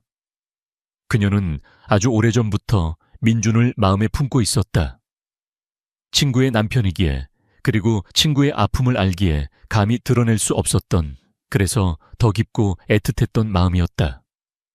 서연의 배신은 그녀에게도 큰 상처였지만 역설적으로 그녀의 마음을 올가매던 마지막 도덕적 족쇄를 풀어주었다. 하지만 그녀는 서두르지 않았다. 민준이 아직 완전히 회복되지 않았음을 알았고 무엇보다 자신이 서연의 대체제가 되기를 원치 않았다. 그녀는 그가 과거의 상처를 온전히 극복하고 자신을 친구 김지원이 아닌 여자 김지원으로 바라봐줄 때까지 묵묵히 기다렸다. 그 기다림은 때로 외롭고 불안했지만 그녀는 그의 곁을 지키는 것만으로도 충분히 행복했다. 민준이 자신의 마음을 깨닫게 된 것은 어느 가을밤 아주 사소한 순간에서였다. 그날은 지원이 운영하는 작은 마케팅 회사가 민준의 회사와 협력 프로젝트를 성공적으로 마친 날이었다. 두 사람은 조촐한 축하를 위해 민준의 집에서 와인을 마시고 있었다. 거실에는 부드러운 재즈 음악이 흐르고 창밖으로는 서울의 야경이 보석처럼 펼쳐져 있었다. 지원은 프로젝트의 성과를 이야기하며 신이 나 있었다. 그녀는 반짝이는 눈으로 프레젠테이션 자료를 다시 펼쳐 보이며 자신의 아이디어가 어떻게 시장에서 통한 것인지 열정적으로 설명했다. 민주는 말없이 와인잔을 기울이며 그녀를 바라보았다. 바로 그 순간이었다. 일에 대해 이야기하며 생기 넘치게 빛나는 그녀의 얼굴. 자신의 일에 대한 자부심으로 가득 찬 당당한 목소리. 그리고 그 모든 것을 가능하게 한 그녀의 지성과 따뜻함. 그는 문득 깨달았다. 자신이 지금껏 얼마나 눈이 멀어 있었는지를. 그는 언제나 서연이라는 과거의 아름다운 환영만을 좇고 있었다. 하지만 진정한 보석은 언제나 자신의 곁에서 묵묵히 빛나고 있었다는 사실을 이제야 알게 된 것이다. 그가 느꼈던 편안함은 단순한 우정이 아니었다. 그것은 한 인간에 대한 깊은 신뢰와 존경, 그리고 함께 있을 때 비로소 온전해지는 듯한 안정감이었다. 그것이야말로 그가 평생을 찾아 헤맸던 건강하고 성숙한 사랑의 진짜 모습이었다. 지원아, 민준이 나지막이 그녀의 이름을 불렀다. 신나게 떠들던 지원은 그의 진지한 목소리에 말을 멈추고 그를 바라보았다. 왜 그래 민준 씨? 민준은 와인잔을 내려놓고 그녀의 손을 조심스럽게 감싸 쥐었다. 그의 손은 따뜻하고 단단했다. 지난 1년 동안 네가 없었으면 난 아마 다시 일어서지 못했을 거야. 정말 고마워. 그런 말 안 해도 알아. 우린 친구잖아. 지원은 쑥스러운 듯 웃으며 손을 빼려 했다. 하지만 민주는 그녀의 손을 더 꽉 잡았다. 아니, 그가 단호하게 말했다. 이제는 알겠어. 너는 나에게 그냥 고마운 친구가 아니야. 내가 너와 함께 있을 때 난 비로소 평화를 느껴. 이건 내가 잃어버렸다고 생각했던, 아니, 처음부터 한 번도 제대로 가져본 적 없었던 감정이야. 그의 목소리는 진솔한 감정으로 떨리고 있었다. 지원의 심장이 세차게 뛰기 시작했다. 그녀가 오랫동안 기다려왔던 순간이 다가오고 있음을 직감했다. 민주는 그녀의 눈을 깊이 들여다보며 말을 이었다. 그의 눈빛에는 더 이상 과거의 상처나 공허함이 없었다. 오직 한 여자를 향한 진지하고 간절한 마음만이 담겨 있었다. 나에게 기회를 주지 않겠어. 친구가 아니라 남자로서 네 곁에 설 수 있는 기회를. 그 고백을 듣는 순간 지원의 눈에 뜨거운 눈물이 차올랐다. 길고 외로웠던 기다림이 마침내 끝나는 순간이었다. 그녀는 눈물을 감추려 고개를 숙였지만 어깨의 떨림까지는 감출 수 없었다. 그녀는 천천히 고개를 끄덕였다. 대답은 목이 메어 나오지 않았지만 그것으로 충분했다. 민주는 그녀의 얼굴을 부드럽게 감싸 안고 그녀의 젖은 눈가에 가볍게 입을 맞추었다. 짠 눈물 맛이 났다. 그는 그녀의 이마에 콧날에 그리고 마침내 떨리는 입술에 아주 조심스럽게 입을 맞추었다. 그것은 격정적인 키스가 아니었다. 서로의 상처를 보듬고 오랜 기다림을 위로하며 새로운 시작을 약속하는 세상에서 가장 따뜻하고 부드러운 입맞춤이었다. 창밖의 서울 야경이 그 어느 때보다 아름답게 빛나고 있었다. 길고 어두웠던 터널의 끝에서 두 사람은 마침내 서로라는 한 줄기 빛을 발견한 참이었다. 박민준과 김지원의 관계가 조심스럽게 사랑으로 물들어갈 무렵 한서연은 자신이 선택한 현실의 밑바닥에서 허우적거리고 있었다. 윤태석과의 관계는 그녀의 환상이 깨지는 것보다 더 빨리 파국을 맞았다. 태석의 자유로운 영혼은 결국 방탕한 이기심이었고 그는 서연의 남은 재산마저 자신의 활동비로 탕진한 뒤 다른 젊고 새로운 뮤즈를 찾아 미련 없이 그녀를 떠나버렸다. 홀로 남겨진 서연에게 우울증은 이전보다 더 지독한 괴물처럼 덮쳐왔다. 하지만 이제 그녀의 곁에는 아무도 없었다. 그녀를 위해 죽을 끓여주던 민준도 쓴소리를 하면서도 곁을 지켜주던 지원도 없었다. 텅 빈 오피스텔의 정막 속에서 그녀는 비로소 자신이 무엇을 잃어버렸는지 뼈저리게 깨달았다. 그녀가 지옥이라고 불렀던 그곳은 사실 세상에서 가장 안전하고 따뜻한 선격이었다. 수십 번을 망설인 끝에 그녀는 마지막 남은 자존심을 버리고 민준에게 전화를 걸었다. 그녀의 목소리는 다 죽어가는 사람처럼 가늘고 힘이 없었다. 민준 씨, 저 서연이에요. 혹시 아주 잠시만이라도 얼굴 보고 얘기할 수 있을까요? 민준은 수화기 너머로 들려오는 그 목소리에 잠시 숨을 멈췄다. 하지만 그의 마음은 더 이상 흔들리지 않았다. 그는 이미 다른 세상에 살고 있었다. 그는 전화를 끊고 옆에 있던 지원을 바라보았다. 지원은 그의 표정만 보고도 모든 것을 짐작했다. 그녀는 불안해하는 대신 그의 손을 부드럽게 잡아주며 말했다. 만나보고 와요. 당신 마음에 아직 정리해야 할 무언가가 남아있다면 피하면 안 돼.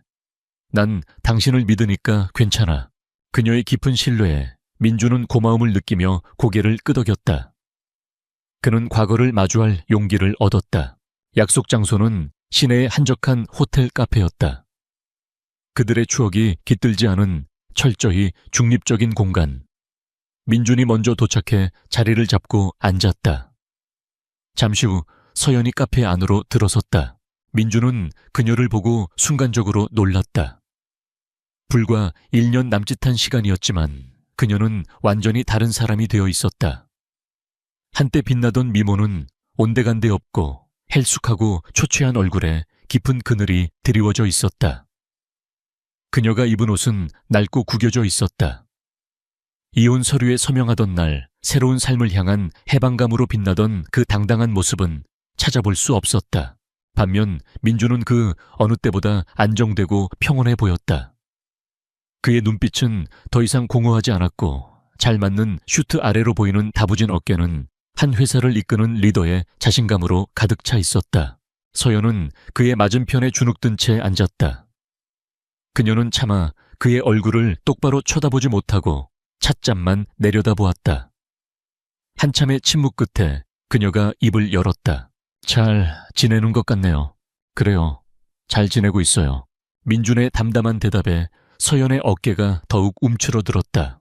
민준 씨, 그녀는 말을 잇지 못하고 입술만 달싹였다. 눈물이 금방이라도 터져 나올 것 같았다. 내가 얼마나 어리석었는지 이제야 알았어요.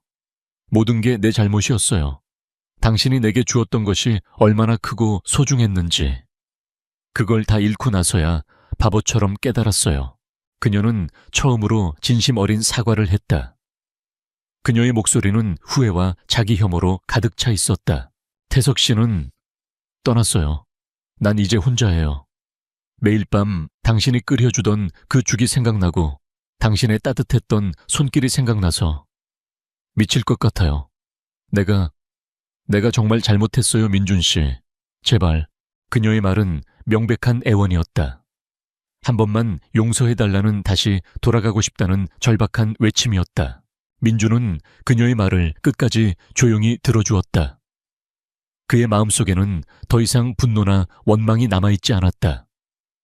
연민이 아주 없지는 않았지만 그 감정은 마치 강 건너 불구경하듯 아득하고 멀게 느껴졌다. 그녀는 이제 그의 삶에 어떤 파문도 일으킬 수 없는 완벽한 과거의 사람이 되어 있었다. 그가 입을 열었다. 그의 목소리는 차갑지도 뜨겁지도 않은 온화하지만 단호한 온도를 유지하고 있었다. 당신이 힘든 시간을 보내고 있다는 건 알겠어요. 유감스럽게 생각해요. 그의 말에 서연의 눈에 희미한 희망의 빛이 어렸다. 하지만 이어지는 민준의 말은 그 빛을 단번에 꺼뜨렸다. 하지만 서연 씨, 나와 당신의 시간은 이미 끝났어요. 난 당신을 용서했지만 과거로 돌아갈 수는 없어요. 나 이제 새로운 사람과 함께 새로운 행복을 찾았어요. 민준은 아주 담담하게 사실을 고하듯 말했다. 지원이에요. 김지원 씨와 함께하기로 했어요. 지원. 그 이름을 듣는 순간 서연의 얼굴에서 마지막 핏기마저 가셨다. 그녀는 모든 것을 잃었다고 생각했지만 마지막 한 조각의 희망마저 산산조각 났다. 자신을 가장 잘 이해해주던 단 한 명의 친구마저. 그녀는 그제야 자신이 저지른 배신이 민준뿐만이 아니라 지원에게도 얼마나 큰 상처였는지를 깨달았다. 민준은 자리에서 일어나며 말했다. 당신도 당신만의 길을 찾아야 해요. 나 없이, 태석이라는 사람 없이 오롯이 당신 혼자의 힘으로 일어서야 해요. 그것만이 당신이 진정으로 회복할 수 있는 유일한 길이에요. 이제는 다른 사람에게서 행복을 찾으려 하지 말고 당신 자신 안에서 찾길 바라요. 그것은 그가 그녀에게 해줄 수 있는 마지막 위로이자 가장 진실된 조언이었다. 그는 계산서를 들고 카운터로 향했다. 서연은 텅 빈 찻잔을 앞에 둔 채 미동도 없이 앉아 있었다. 그녀는 오랫동안, 아주 오랫동안 그 자리를 떠나지 못했다. 돌아갈 곳도 돌아갈 사람도 없다는 혹독한 진실을 온몸으로 받아들여야 했다. 카페를 나선 민주는 시원한 저녁 공기를 깊이 들이마셨다. 그의 어깨를 짓누르던 마지막 무게감이 완전히 사라지고 놀라울 정도의 평화가 찾아왔다. 그는 차를 몰아 지원에게로 향했다. 그녀는 그를 기다리며 따뜻한 저녁 식사를 준비해놓고 있었다. 그를 보자마자 그녀는 아무것도 묻지 않고 그저 환하게 웃어주었다. 민주는 그런 그녀를 가만히 끌어안았다. 이 품속이, 이 온기가, 이 미소가 이제 자신의 세상이고 자신의 집이었다. 과거는 그렇게 완벽하게 과거가 되었다. 다시 두 번의 계절이 흐르고 시간은 모든 상처 위에 부드러운 새살을 돋게 했다. 박민준과 김지원이 서로의 마음을 확인한 지 2년이라는 시간이 지났다. 어느 맑은 주말 아침 서울 근교에 위치한 전원주택의 주방은 따스한 햇살과 고소한 커피향, 그리고 두 사람의 나지막한 웃음소리로 가득 차 있었다. 민주는 더 이상 한남동의 펜트하우스에 살지 않았다.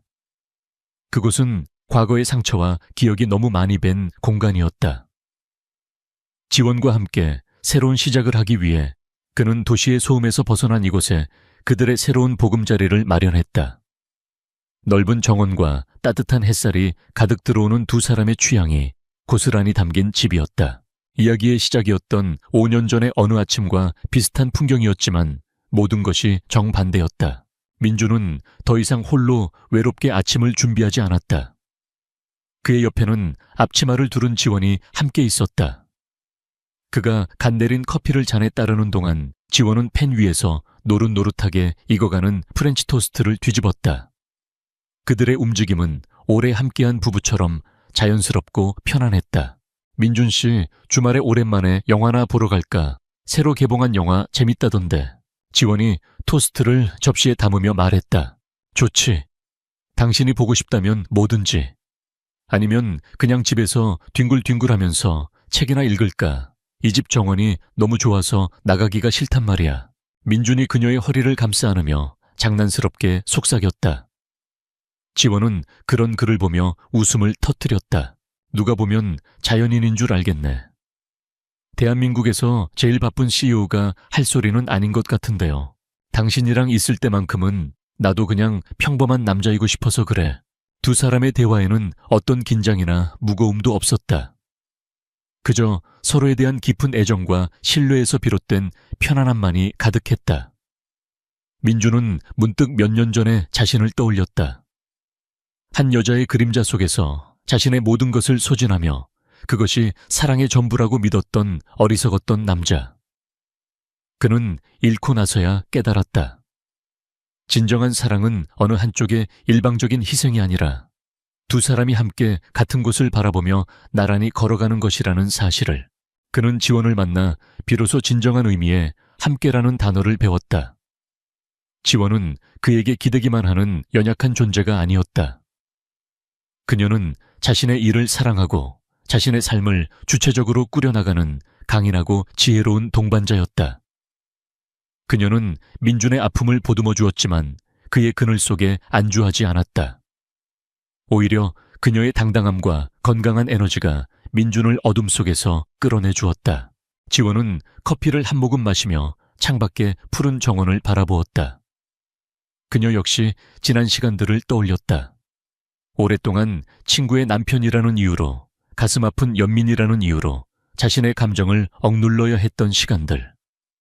하지만 그녀는 그 기다림의 시간을 후회하지 않았다. 그 시간이 있었기에 두 사람은 서로의 소중함을 더욱 절실히 깨닫게 되었고 더 단단한 믿음으로 함께할 수 있게 되었다. 그녀는 민준의 손 위에 자신의 손을 포겠다. 무슨 생각해? 민준은 그녀의 손을 마주 잡으며 부드럽게 미소 지었다. 그냥 모든 게 고맙다는 생각. 이렇게 당신이랑 마주 앉아 아침을 먹는 평범한 일상이 나한테는 기적 같아서 그의 진심 어린 고백에 지원의 마음이 따뜻해졌다. 그녀는 그의 손을 잡고 자리에서 일어났다. 커피 들고 정원으로 나가자. 오늘 햇살이 너무 좋아. 두 사람은 커피잔을 들고 푸른 잔디가 깔린 정원으로 나갔다. 하얀색 파라솔 아래 놓인 의자에 나란히 앉아 그들은 잠시 아무 말 없이 따스한 햇살과 상쾌한 공기를 즐겼다. 멀리서 들려오는 새소리와 바람에 나무짚이 스치는 소리가 평화로운 배경음악이 되어주었다. 민주는 더 이상 과거를 떠올리지 않았다. 서연은 이제 그의 삶에서 희미한 기억의 한 조각일 뿐이었다. 그는 그녀가 어디선가 자신만의 방식으로 상처를 치유하고 스스로의 힘으로 행복을 찾기를 진심으로 바랄 뿐이었다. 그는 옆에 앉은 지원의 어깨를 가만히 감싸 안았다. 그녀는 자연스럽게 그의 어깨에 머리를 기댔다. 지독한 폭풍우가 지나간 뒤 마침내 그들의 세상에 맑고 따뜻한 해가 떴다. 사랑은 때로 가장 아픈 상처를 남기기도 하지만 그 상처를 딛고 일어섰을 때 비로소 더 성숙하고 단단한 행복을 마주할 수 있다는 것을 두 사람은 이제 알고 있었다. 진정한 운명은 어딘가 멀리 있는 것이 아니라 가장 힘든 순간에도 묵묵히 곁을 지키며 함께 비를 맞아준 사람이었다는 것을 두 사람은 서로에게 기댄 채 눈앞에 펼쳐진 눈부신 오늘을 그리고 함께 만들어갈 더 눈부실 내일을 조용히 바라보고 있었다. 길고 길었던 이야기는 그렇게 가장 평화롭고 아름다운 아침의 풍경 속에서 비로소 막을 내렸다. 베리타스 메디컬의 회장실. 서진우는 방금 이사회를 끝내고 돌아와 있었다. 그는 수익성이 보장된 신약 개발안을 윤리적이지 않다는 이유만으로 방금 거절한 참이었다. 돈은 그에게 더 이상 의미가 없었다. 그의 유일한 집착은 몇 년 전 희귀 유전병으로 세상을 떠난 여동생 유라의 목숨을 앗아간 바로 그 병에 대한 치료제를 찾는 것이었다. 그의 가장 큰 희망은 생화학 분야의 천재부부 과학자가 이끌던 특별 연구 프로젝트였다. 하지만 1년 전 의문의 연구실 화재로 남편이 사망하고 핵심 연구원이었던 아내 오하나는 모든 최종 데이터와 함께 연기처럼 사라졌다. 그는 그 이후로 미친 듯이 그녀를 찾아 헤매고 있었다. 같은 시각 서울의 한복판 가장 번잡한 거리의 한쪽 구석. 오하나는 남루한 옷을 입은 채 필사적으로 자신의 존재를 지우고 있었다. 임신으로 무거워진 배를 애써 감춘 채 그녀는 국어를 하는 대신 그저 벽에 기대어 앉아 있었다.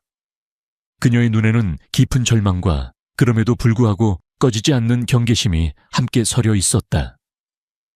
그녀는 가난한 것이 아니었다. 그녀는 지금 자신과 뱃속에 아이 남편이 남긴 유일한 유산을 지키기 위해 그들로부터 숨어있는 중이었다. 서진우의 최고급 세단이 그녀가 앉아있는 길모퉁이 근처에 신호에 걸려 멈춰 섰다. 그는 무심코 창밖을 내다보다가 길구석에 그녀를 보았다.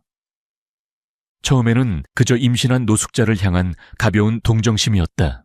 하지만 그의 시선이 그녀의 낡고 더러운 외투에 고정되었다. 그곳에 아주 작지만 익숙한 모양의 핀이 달려 있었다. 나선형의 DNA 모양의 작은 별이 박힌 그가 직접 주문 제작하여 자신의 특별 연구 프로젝트 팀원들에게만 나누어 주었던 바로 그 핀. 번개가 내리치듯 크다 그의 머릿속에서 모든 조각이 맞춰졌다. 저 임신한 거지가 바로 그가 1년 넘게 찾아 헤맸던 사라진 과학자 오하나였다. 그는 자신의 경쟁자들이자 아마도 연구실 화재의 배후일지도 모르는 자들 역시 그녀를 찾고 있다는 것을 알았다. 그가 어설프게 접근했다가는 그녀를 위험에 빠뜨릴 수 있었다. 그는 즉각적이고 충격적이며 그녀를 누구도 함부로 건드릴 수 없게 만들 단호한 행동을 해야만 했다. 차문이 열렸다. 그는 충격에 빠진 운전기사를 무시하고 채소 내려 그녀에게로 똑바로 걸어갔다. 하나는 자신에게 다가오는 잘 차려입은 남자를 보고 자신을 쫓아내려는 사람이라 생각해 몸을 움츠렸다. 길을 가던 사람들의 시선이 이 기묘한 광경, 최고급 정장을 입은 남자와 임신한 거지에 쏠리기 시작했다. 서진호는 그녀의 바로 앞에서 더러운 보도블록 위에 망설임 없이 한쪽 무릎을 꿇었다. 그의 손에는 반지가 없었다. 그는 그녀의 눈을 똑바로 바라보며 주위의 모든 사람들이 들을 수 있는 크고 명료한 목소리로 말했다. 나와 결혼해 주시오. 거리는 순간 완전한 침묵에 휩싸였다. 그리고 그 침묵은 이내 사람들의 경악과 황금이 휴대폰을 꺼내 이 비현실적인 장면을 녹화하는 소리로 깨졌다. 하나는 충격과 혼란 속에서 텅 빈 눈으로 그를 바라보았다. 그녀는 그를 알아보았다. 자신의 프로젝트에 자금을 댔던 베리타스 메디컬의 유명한 회장 서진우. 그가 자신을 알아봤다는 것을 그녀는 즉시 깨달았다. 하지만 청은 여기서 지금 도무지 이해할 수 없었다. 그는 강렬하고 절박한 눈빛으로 그녀를 바라보고 있었다. 그 눈빛은 마치 이렇게 말하는 듯했다. 일단 내 연극에 맞춰줘요. 당신의 목숨이 걸린 일이니. 수많은 행인들과 그들을 둘러싼 휴대폰 카메라의 링 안에서 한 명의 백만장자가 임신한 거지 앞에 무릎을 꿇고 있었다. 거대한 미디어 폭풍이 막 시작되려 하고 있었다. 두 사람의 인생을 영원히 바꿔놓을 이 설명 불가능하고 미친 행위와 함께 일장의 막이 내리고 있었다. 서진우의 차가 기자들과 구경꾼들의 혼란을 뚫고 미친 듯이 질주하는 동안 오하나는 충격 속에서 여전히 정신을 차리지 못하고 있었다. 그녀는 본능적으로 자신의 배를 감싸 안은 채 경계심과 적대감 가득한 눈으로 옆에 앉은 남자를 쏘아보았다. 도대체 무슨 짓이에요? 왜 나한테? 서진우는 앞만 본 채 침착하지만 단호한 목소리로 말했다. 오하나 박사님, 당신을 찾고 있었습니다. 자세한 이야기는 안전한 곳에서 하도록 하죠. 오하나 박사. 그녀의 진짜 이름과 직함. 그가 자신을 완벽하게 알고 있다는 사실에 그녀는 더 이상 저항할 수 없었다. 차는 높은 담과 최첨단 보안 시스템으로 둘러싸인 거대한 요새 같은 저택에 도착했다. 그녀는 남루한 옷차림 그대로 가죽과 대리석으로 꾸며진 비현실적인 공간 안으로 들어섰다. 하인들은 그녀에게 깨끗한 옷과 따뜻한 음식을 내왔지만 그녀는 이 모든 것을 금으로 만든 새장처럼 느꼈다. 그녀는 그 누구도 특히 이 남자를 믿을 수 없었다. 안전이 확보된 서재에서 서진우는 마침내 자신의 이야기를 털어놓았다. 그는 자신의 여동생 유라의 사진을 보여주며 그녀를 죽음으로 몰고 간 희귀 유전병에 대해 이야기했다. 그의 목소리에는 깊은 고통과 집착이 서려 있었다. 오 박사님의 연구 프로젝트는 유일한 희망이었습니다. 유라의 마지막 소원이기도 했고요. 저는 연구실 화재 사건 이후 당신을 계속 찾아다녔습니다. 당신의 데이터가 수많은 사람들의 목숨을 구할 열쇠라고 믿었으니까요. 그는 길거리에서의 갑작스러운 청혼이 어쩔 수 없는 최후의 수단이었다고 설명했다. 김도윤 박사와 옴니젠이 당신을 찾고 있다는 걸 알고 있었소. 내가 당신을 공개적으로 내 사람으로 만들지 않았다면 당신은 오늘 밤 살아남지 못했을지도 모르오. 그가 경쟁사의 이름과 자신의 옛 동료이자 남편의 원수인 김도윤의 이름을 언급하자 하나의 심장이 차갑게 내려앉았다. 그녀는 그의 말을 들었지만 마음의 문을 열지 않았다. 남편은 살해당했고 그녀의 인생은 파괴되었다. 그녀는 더 이상 아무도 믿을 수 없었다. 내 영혼은 남편의 목숫과 맞바꾼 거예요. 그 가치를 모르는 사람에게 아무에게나 넘겨줄 수 없어요. 그녀는 그의 동기가 단지 돈을 위한 기술인지 의심했다. 그녀는 일단 이곳에 머무르겠지만 그를 계속해서 경계할 것이라는 뜻을 분명히 했다. 한편 그 시각 거대 제약회사 옴니젠의 차갑고 현대적인 회장실. 김도윤 박사는 거대한 스크린에 떠있는 세기의 길거리 청혼 뉴스를 보며 분노를 억누르고 있었다. 그는 오하나가 죽었거나 영원히 사라졌다고 생각했다. 그런데 그녀가 자신의 가장 큰 자금줄이자 경쟁자인 서진우의 보호 아래 세상에서 가장 화려한 방식으로 재등장한 것이다. 그는 오하나가 입을 열거나 그녀의 연구를 재현해내는 순간 자신이 도둑질과 살인으로 쌓아 올린 이 모든 제국이 무너져 내릴 것이라는 사실을 알았다. 그는 자신의 무자비한 보안실장에게 전화를 걸었다. 그의 명령은 섬뜩할 정도로 정확했다. 오하나는 반드시 죽어야 한다. 하지만 서진우 회장의 약혼녀가 됐으니 사고처럼 보여야겠지. 흔적 없이 완벽하게 처리해. 다시 서진우의 저택. 하나는 호화로운 방 창가에 서서 도시의 불빛을 내려다보고 있었다. 1년 만에 처음으로 안전을 느꼈지만 동시에 그 어느 때보다 더 갇혀 있다는 기분이 들었다. 그녀는 자신의 배를 어루만졌다. 그녀는 영원히 숨어 지낼 수 없다는 것을 알았다. 아이를 지키고 남편의 복수를 하기 위해서 그녀는 어쩌면 이 이상하고 집착강한 백만장자를 믿어야 할지도 모른다. 깨지기 쉽지만 거대한 판돈이 걸린 동맹이 형성되기 시작하고 있었다. 그리고 저택의 담장 밖에서는 이미 치명적인 위협이 어둠 속에서 움직이기 시작했다. 게임의 판은 짜여졌고 그녀는 이 거대한 체스판의 중심에선 내키지 않는 여왕이었다. 며칠 동안 서진우는 오하나의 경계심을 풀기 위해 노력했다. 그는 연구 데이터에 대해 묻거나 그녀를 다그치지 않았다. 대신 그는 자신의 가장 깊고 아픈 상처를 그녀에게 보여주기로 결심했다. 그는 그녀를 저택의 한쪽 별관으로 데려갔다. 그곳은 세상을 떠난 그의 여동생 서유라를 위해 보존된 공간이었다.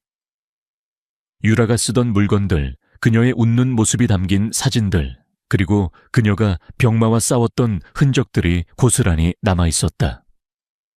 그는 여동생을 지키지 못했다는 죄책감과 치료제를 찾겠다는 절박한 약속에 대해 털어놓았다. 그의 진심 어린 고통은 같은 상처를 가진 하나의 마음을 움직였다.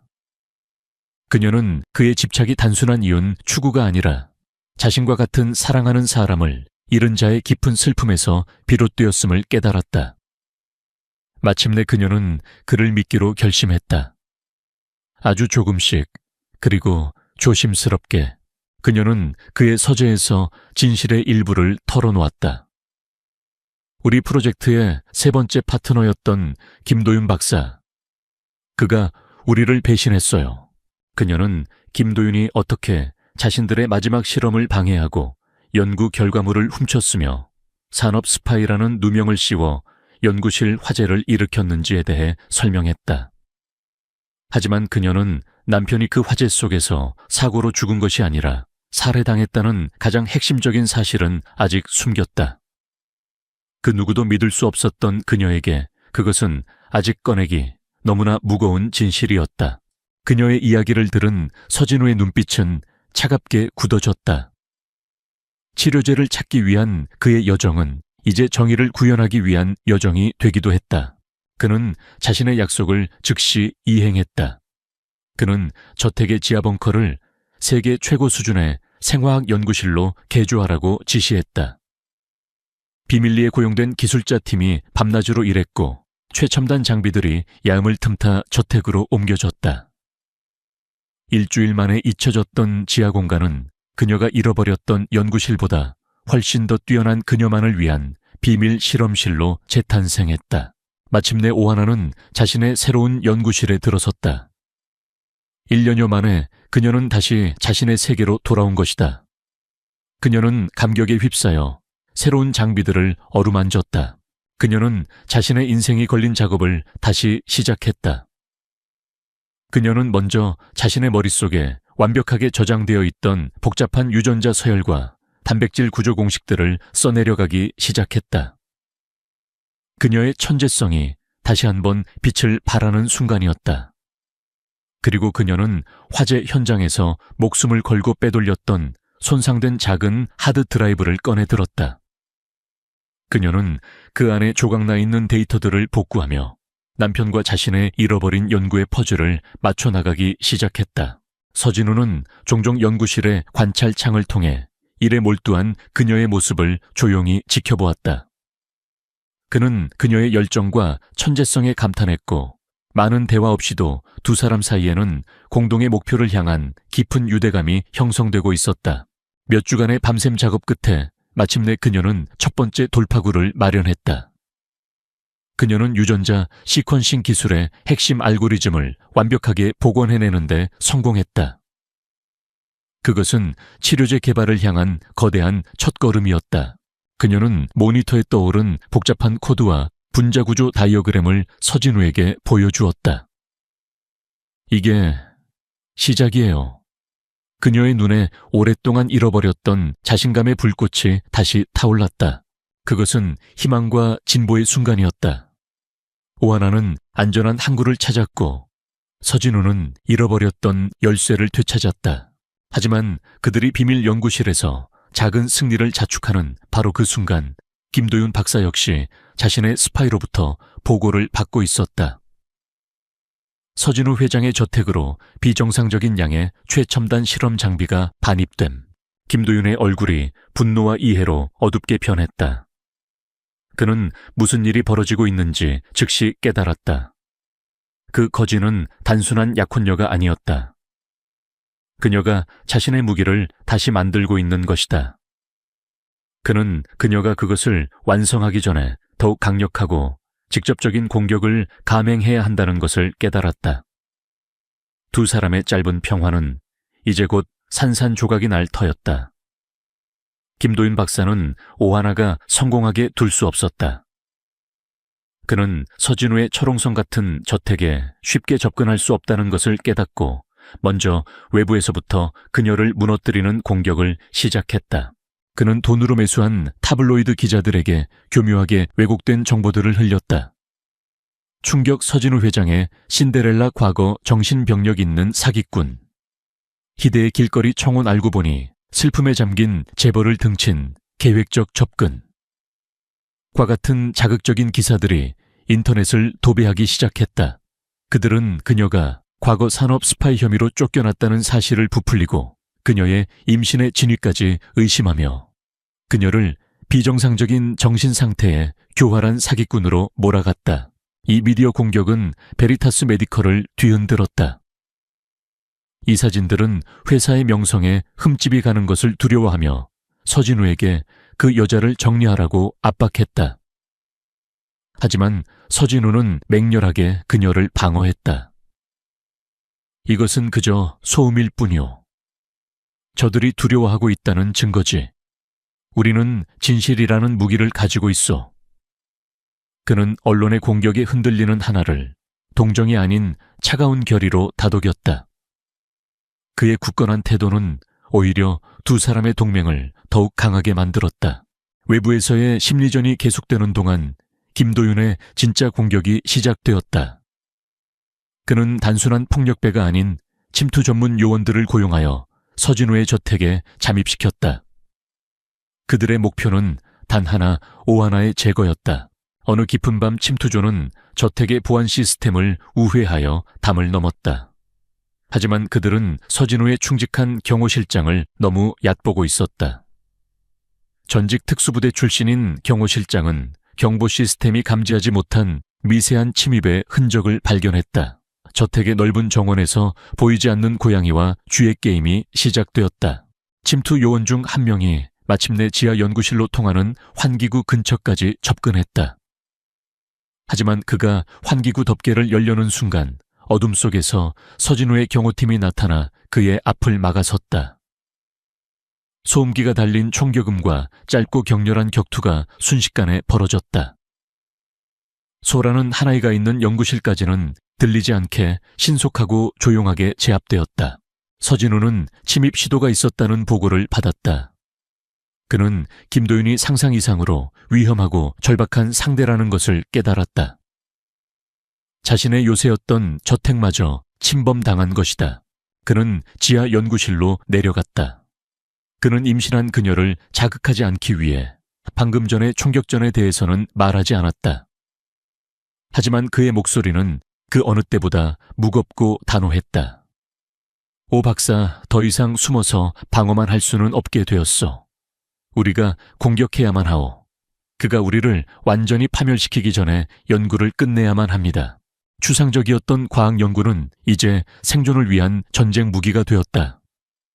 하나의 어깨에 자신과 뱃속의 아이, 그리고 자신을 지키기 위해 모든 것을 건한 남자의 목숨까지 걸리게 된 것이다. 그녀의 눈에서 두려움이 사라졌다. 그 자리에는 차갑고 강철 같은 결의가 들어찼다. 그녀는 서진우를 바라보며 말했다. 시간을 조금만 더 벌어주세요. 거의 다 왔어요. 다음 장에서 벌어질 마지막 결전을 향한 무대가 마련되고 있었다. 비밀 연구실 아노하나는 마지막 사투를 벌이고 있었다. 그녀는 단순히 잃어버린 기술을 재현하는 것을 넘어 서진우의 여동생을 죽음으로 몰고 갔던 바로 그 유전병에 대한 완벽한 표적 치료제를 완성하기 직전이었다. 시간과의 싸움이었다. 그녀의 배는 나날이 무거워졌지만 그녀의 정신력은 그 어느 때보다 날카롭게 타오르고 있었다. 서진우는 그런 그녀의 곁을 지켰다. 두 사람 사이에는 이제 어색함 대신 말없이 서로를 격려하는 깊은 동지애가 흐르고 있었다. 하지만 김도윤 박사는 그들에게 더 이상 시간을 허락하지 않았다. 그는 자신의 정보원을 통해 오하나가 곧 성공할 것이라는 사실을 알게 되었다. 그녀의 과학적 성공은 곧 자신의 파멸을 의미했다. 그는 마지막 도박을 걸기로 결심했다. 더 이상 교활한 언론 플레이나 은밀한 침투가 아니었다. 그는 전직 용병들로 이루어진 무자비한 팀을 고용하여 서진우의 저택을 정면으로 공격하라는 명령을 내렸다. 그의 목표는 단 하나 오하나와 그녀의 연구 결과물, 그리고 그곳에 있는 모든 증인들을 이 세상에서 완전히 지워버리는 것이었다. 어느 새벽 고요했던 저택 전체에 찢어질 듯한 경보음이 울려 퍼졌다. 저택의 높은 담벼락 일부가 폭약으로 무너져 내렸고 검은 전투복을 입은 용병들이 안으로 쏟아져 들어왔다. 저택은 순식간에 전쟁터로 변했다. 창문마다 강철 셔터가 내려오고 저택은 외부와 완벽하게 차단된 요새가 되었다. 두 개의 전선에서 두 개의 전투가 동시에 시작되었다. 지상의 전투. 서진우는 자신의 경호실장과 함께 방어 작전을 지휘했다.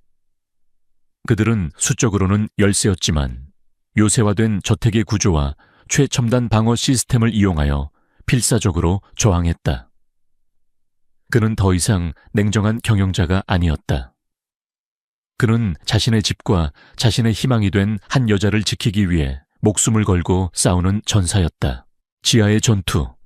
오하나는 봉쇄된 연구실 안에서 희미하게 들려오는 총성과 폭발음을 들으며 컴퓨터와 씨름하고 있었다. 그녀의 시간은 얼마 남지 않았다. 연구실의 전력이 끊기거나 문이 뚫리기 전에 그녀는 마지막 유전자 서열 분석과 데이터 취합을 끝내야만 했다. 그녀의 손가락은 키보드 위를 날아다녔고 모니터에는 수만 개의 염기 서열이 폭포수처럼 흘러내렸다. 죽은 남편의 명예 뱃속, 아이의 미래, 그리고 수많은 사람들의 목숨이 그녀의 손끝에 달려 있었다. 용병들은 집요했다. 그들은 강력한 장비를 이용해 저택의 방어선을 하나씩 뚫고 마침내 지하 연구실로 향하는 복도까지 진입했다. 서진우와 남은 경호팀은 연구실 문 앞에서 마지막 방어선을 구축했다. 그녀에게 단 몇 초라도 더 벌어주기 위한 처절한 사투였다. 연구실 하나하나의 컴퓨터 스크린에 메시지가 떴다. 서열 분석 완료.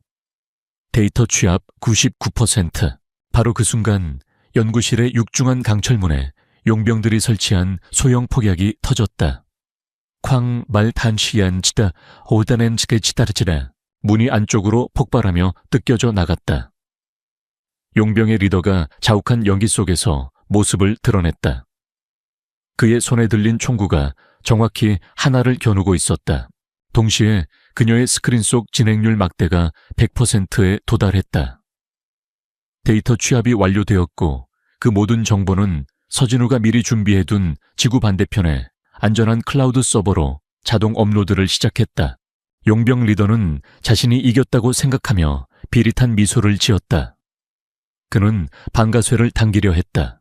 하나는 총구를 마주한 채 두려움이 아닌 자신의 모든 것을 완성했다는 조용한 희열이 담긴 눈으로 그를 바라보고 있었다. 용병의 손가락이 움직이는 바로 그 순간 세상의 모든 것이 멈춘 듯했다. 용병 리더의 손가락이 방가쇠를 당기기 직전 그의 등 뒤에서 그림자처럼 나타난 서진우가 그의 목을 낚아챘다. 지상의 전투를 뚫고 마지막 순간에 그녀를 구하기 위해 달려온 것이었다. 두 사람 사이에 짧고 격렬한 사투가 벌어졌다. 동시에 저택의 마지막 방어 프로토콜이 작동했다. 복도 전체에 비살상 신경가스가 살포되었고 남은 용병들은 힘없이 쓰러졌다. 길고 길었던 저택의 공성전은 마침내 막을 내렸다. 연구실은 폭발의 충격으로 엉망이 되었지만 가장 중요했던 오하나와 메인 서버는 무사했다. 서진우는 그녀에게 달려가 그녀와 뱃속의 아이가 무사한지를 먼저 확인했다. 두 사람의 눈에는 안도감과 함께 사선을 넘어온 동지애가 가득했다. 하나가 떨리는 목소리로 말했다. 성공했어요. 모든 데이터가 안전한 곳으로 넘어갔어요. 서진우는 한순간도 지체하지 않았다. 그는 즉시 자신의 법무팀과 검찰 최고위층에 연락하여 보안 클라우드 서버에 접속 링크를 넘겼다. 그들이 확인한 증거는 그야말로 핵폭탄이었다. 그 안에는 유전병을 치료할 수 있는 완벽한 유전자 치료제의 데이터가 들어있었다. 그리고 무엇보다 중요한 것.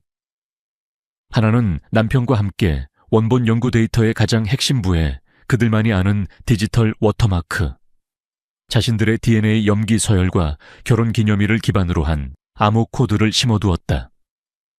그녀가 복원한 데이터에는 그 워터마크가 선명하게 남아있었지만 옴니젠이 훔쳐간 기술에는 그것이 없었다. 그것은 김도윤의 기술 탈취를 증명하는 부인할 수 없는 증거였다. 또한 남편이 죽기 직전 김도윤에 대한 의심을 기록해둔 암호화된 연구 노트도 함께 들어있었다. 한편 옴니젠의 회장실, 김도윤은 용병 리더로부터 성공했다는 연락이 오기만을 초조하게 기다리고 있었다. 하지만 그의 사무실 문을 부수고 들이닥친 것은 그의 부하가 아니라 검찰의 특수 수사팀이었다. 김도윤 씨 살인, 교사산업, 기술 유출 및 불법 생동성 시험 등의 혐의로 긴급 체포합니다. 그는 그 자리에서 수갑을 찼다. 그의 완벽했던 계획은 최악의 방식으로 실패하고 역풍을 맞은 것이다. 대한민국 최고의 제약회사 CEO가 체포되는 모습은 전 국민에게 충격을 안겨주었다. 세상에는 모든 진실이 밝혀졌다. 언론은 파트너를 살해하고 그의 아내에게 누명을 씌웠으며 기술을 훔치고 최근에는 서진우 회장의 저택을 공격한 김도윤의 끔찍한 범죄를 연일 보도했다. 세상이 정신 나간 사기꾼이라 손가락질했던 오하나는 이제 모든 역경을 이겨내고 남편의 복수를 했으며 인류를 구할 기술을 지켜낸 영웅으로 재조명되었다. 그녀의 남편 역시 과학을 위해 순직한 의인으로 명예를 회복했다. 며칠 후 저택은 수리를 마치고 평화를 되찾았다. 서진우는 안정을 취하고 있는 하나의 병실을 찾았다. 그는 그녀에게 검찰이 모든 증거를 확보했으며 남편의 정의는 이제 완벽하게 구현될 것이라고 전해주었다. 하나는 그를 바라보며 마음 깊은 곳에서 우러나오는 감사의 인사를 전했다. 고맙습니다. 모든 것을요. 길고 길었던 전쟁은 끝났다. 과거의 유령들은 이제 법의 심판대 위에 서게 되었다. 이제 남은 것은 이 모든 상처를 치유하고 그들이 목숨을 걸고 지켜낸 미래를 향해 나아가는 것이었다. 몇 달 후 세상은 새로운 희망의 소식으로 가득 찼다. 오하나 박사가 완성한 유전자 치료제는 기적적으로 임상시험을 통과하여 서진우의 여동생과 같은 희귀병으로 고통받던 환자들의 생명을 구하기 시작했다. 세상은 이 치료제에 서진우의 여동생을 기리는 의미로 유라의 희망이라는 이름을 붙여주었다.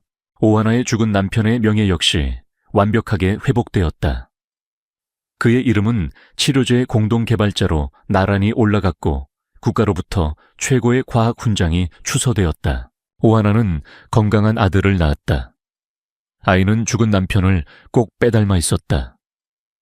그녀는 아이의 얼굴을 보며 길고 길었던 악몽이 마침내 끝났음을 실감했다. 서진우 역시 변해 있었다. 그는 더 이상 죄책감에 사로잡힌 차가운 경영자가 아니었다. 그는 하나의 아이를 제 조카처럼 아꼈고 회사의 이익보다는 생명의 가치를 우선하는 존경받는 리더로 거듭나고 있었다. 모든 것이 제자리를 찾은 어느 따뜻한 봄날. 서진우는 저택의 아름다운 정원에서 아들을 품에 안고 있는 하나에게 다가갔다. 그곳에는 더 이상 카메라도 긴급 상황도 거짓 연극도 없었다. 오직 두 사람과 새로운 생명의 평화로운 숨소리만이 존재했다. 그는 그녀의 앞에 다시 한번 무릎을 꿇었다. 처음 그가 무릎을 꿇었던 차갑고 더러웠던 보도블록 위가 아니었다.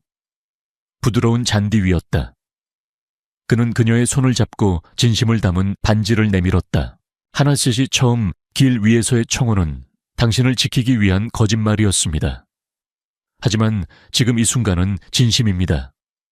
나와 그리고 우리 아이와 진짜 가족이 되어주시겠습니까? 그는 그녀와 그리고 그녀의 아이까지 모두를 품에 안겠다는 약속을 하고 있었다. 하나의 눈에서 기쁨의 눈물이 흘러내렸다. 그녀는 말없이 고개를 끄덕였다.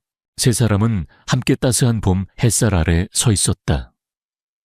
피로 맺어진 가족은 아니었지만 함께 죽음의 문턱을 넘고 함께 정의를 위해 싸웠으며 함께 희망을 찾아낸 그 어떤 가족보다 더 끈끈한 유대로 묶여 있었다. 과거의 유령들은 이제 안식을 찾았다.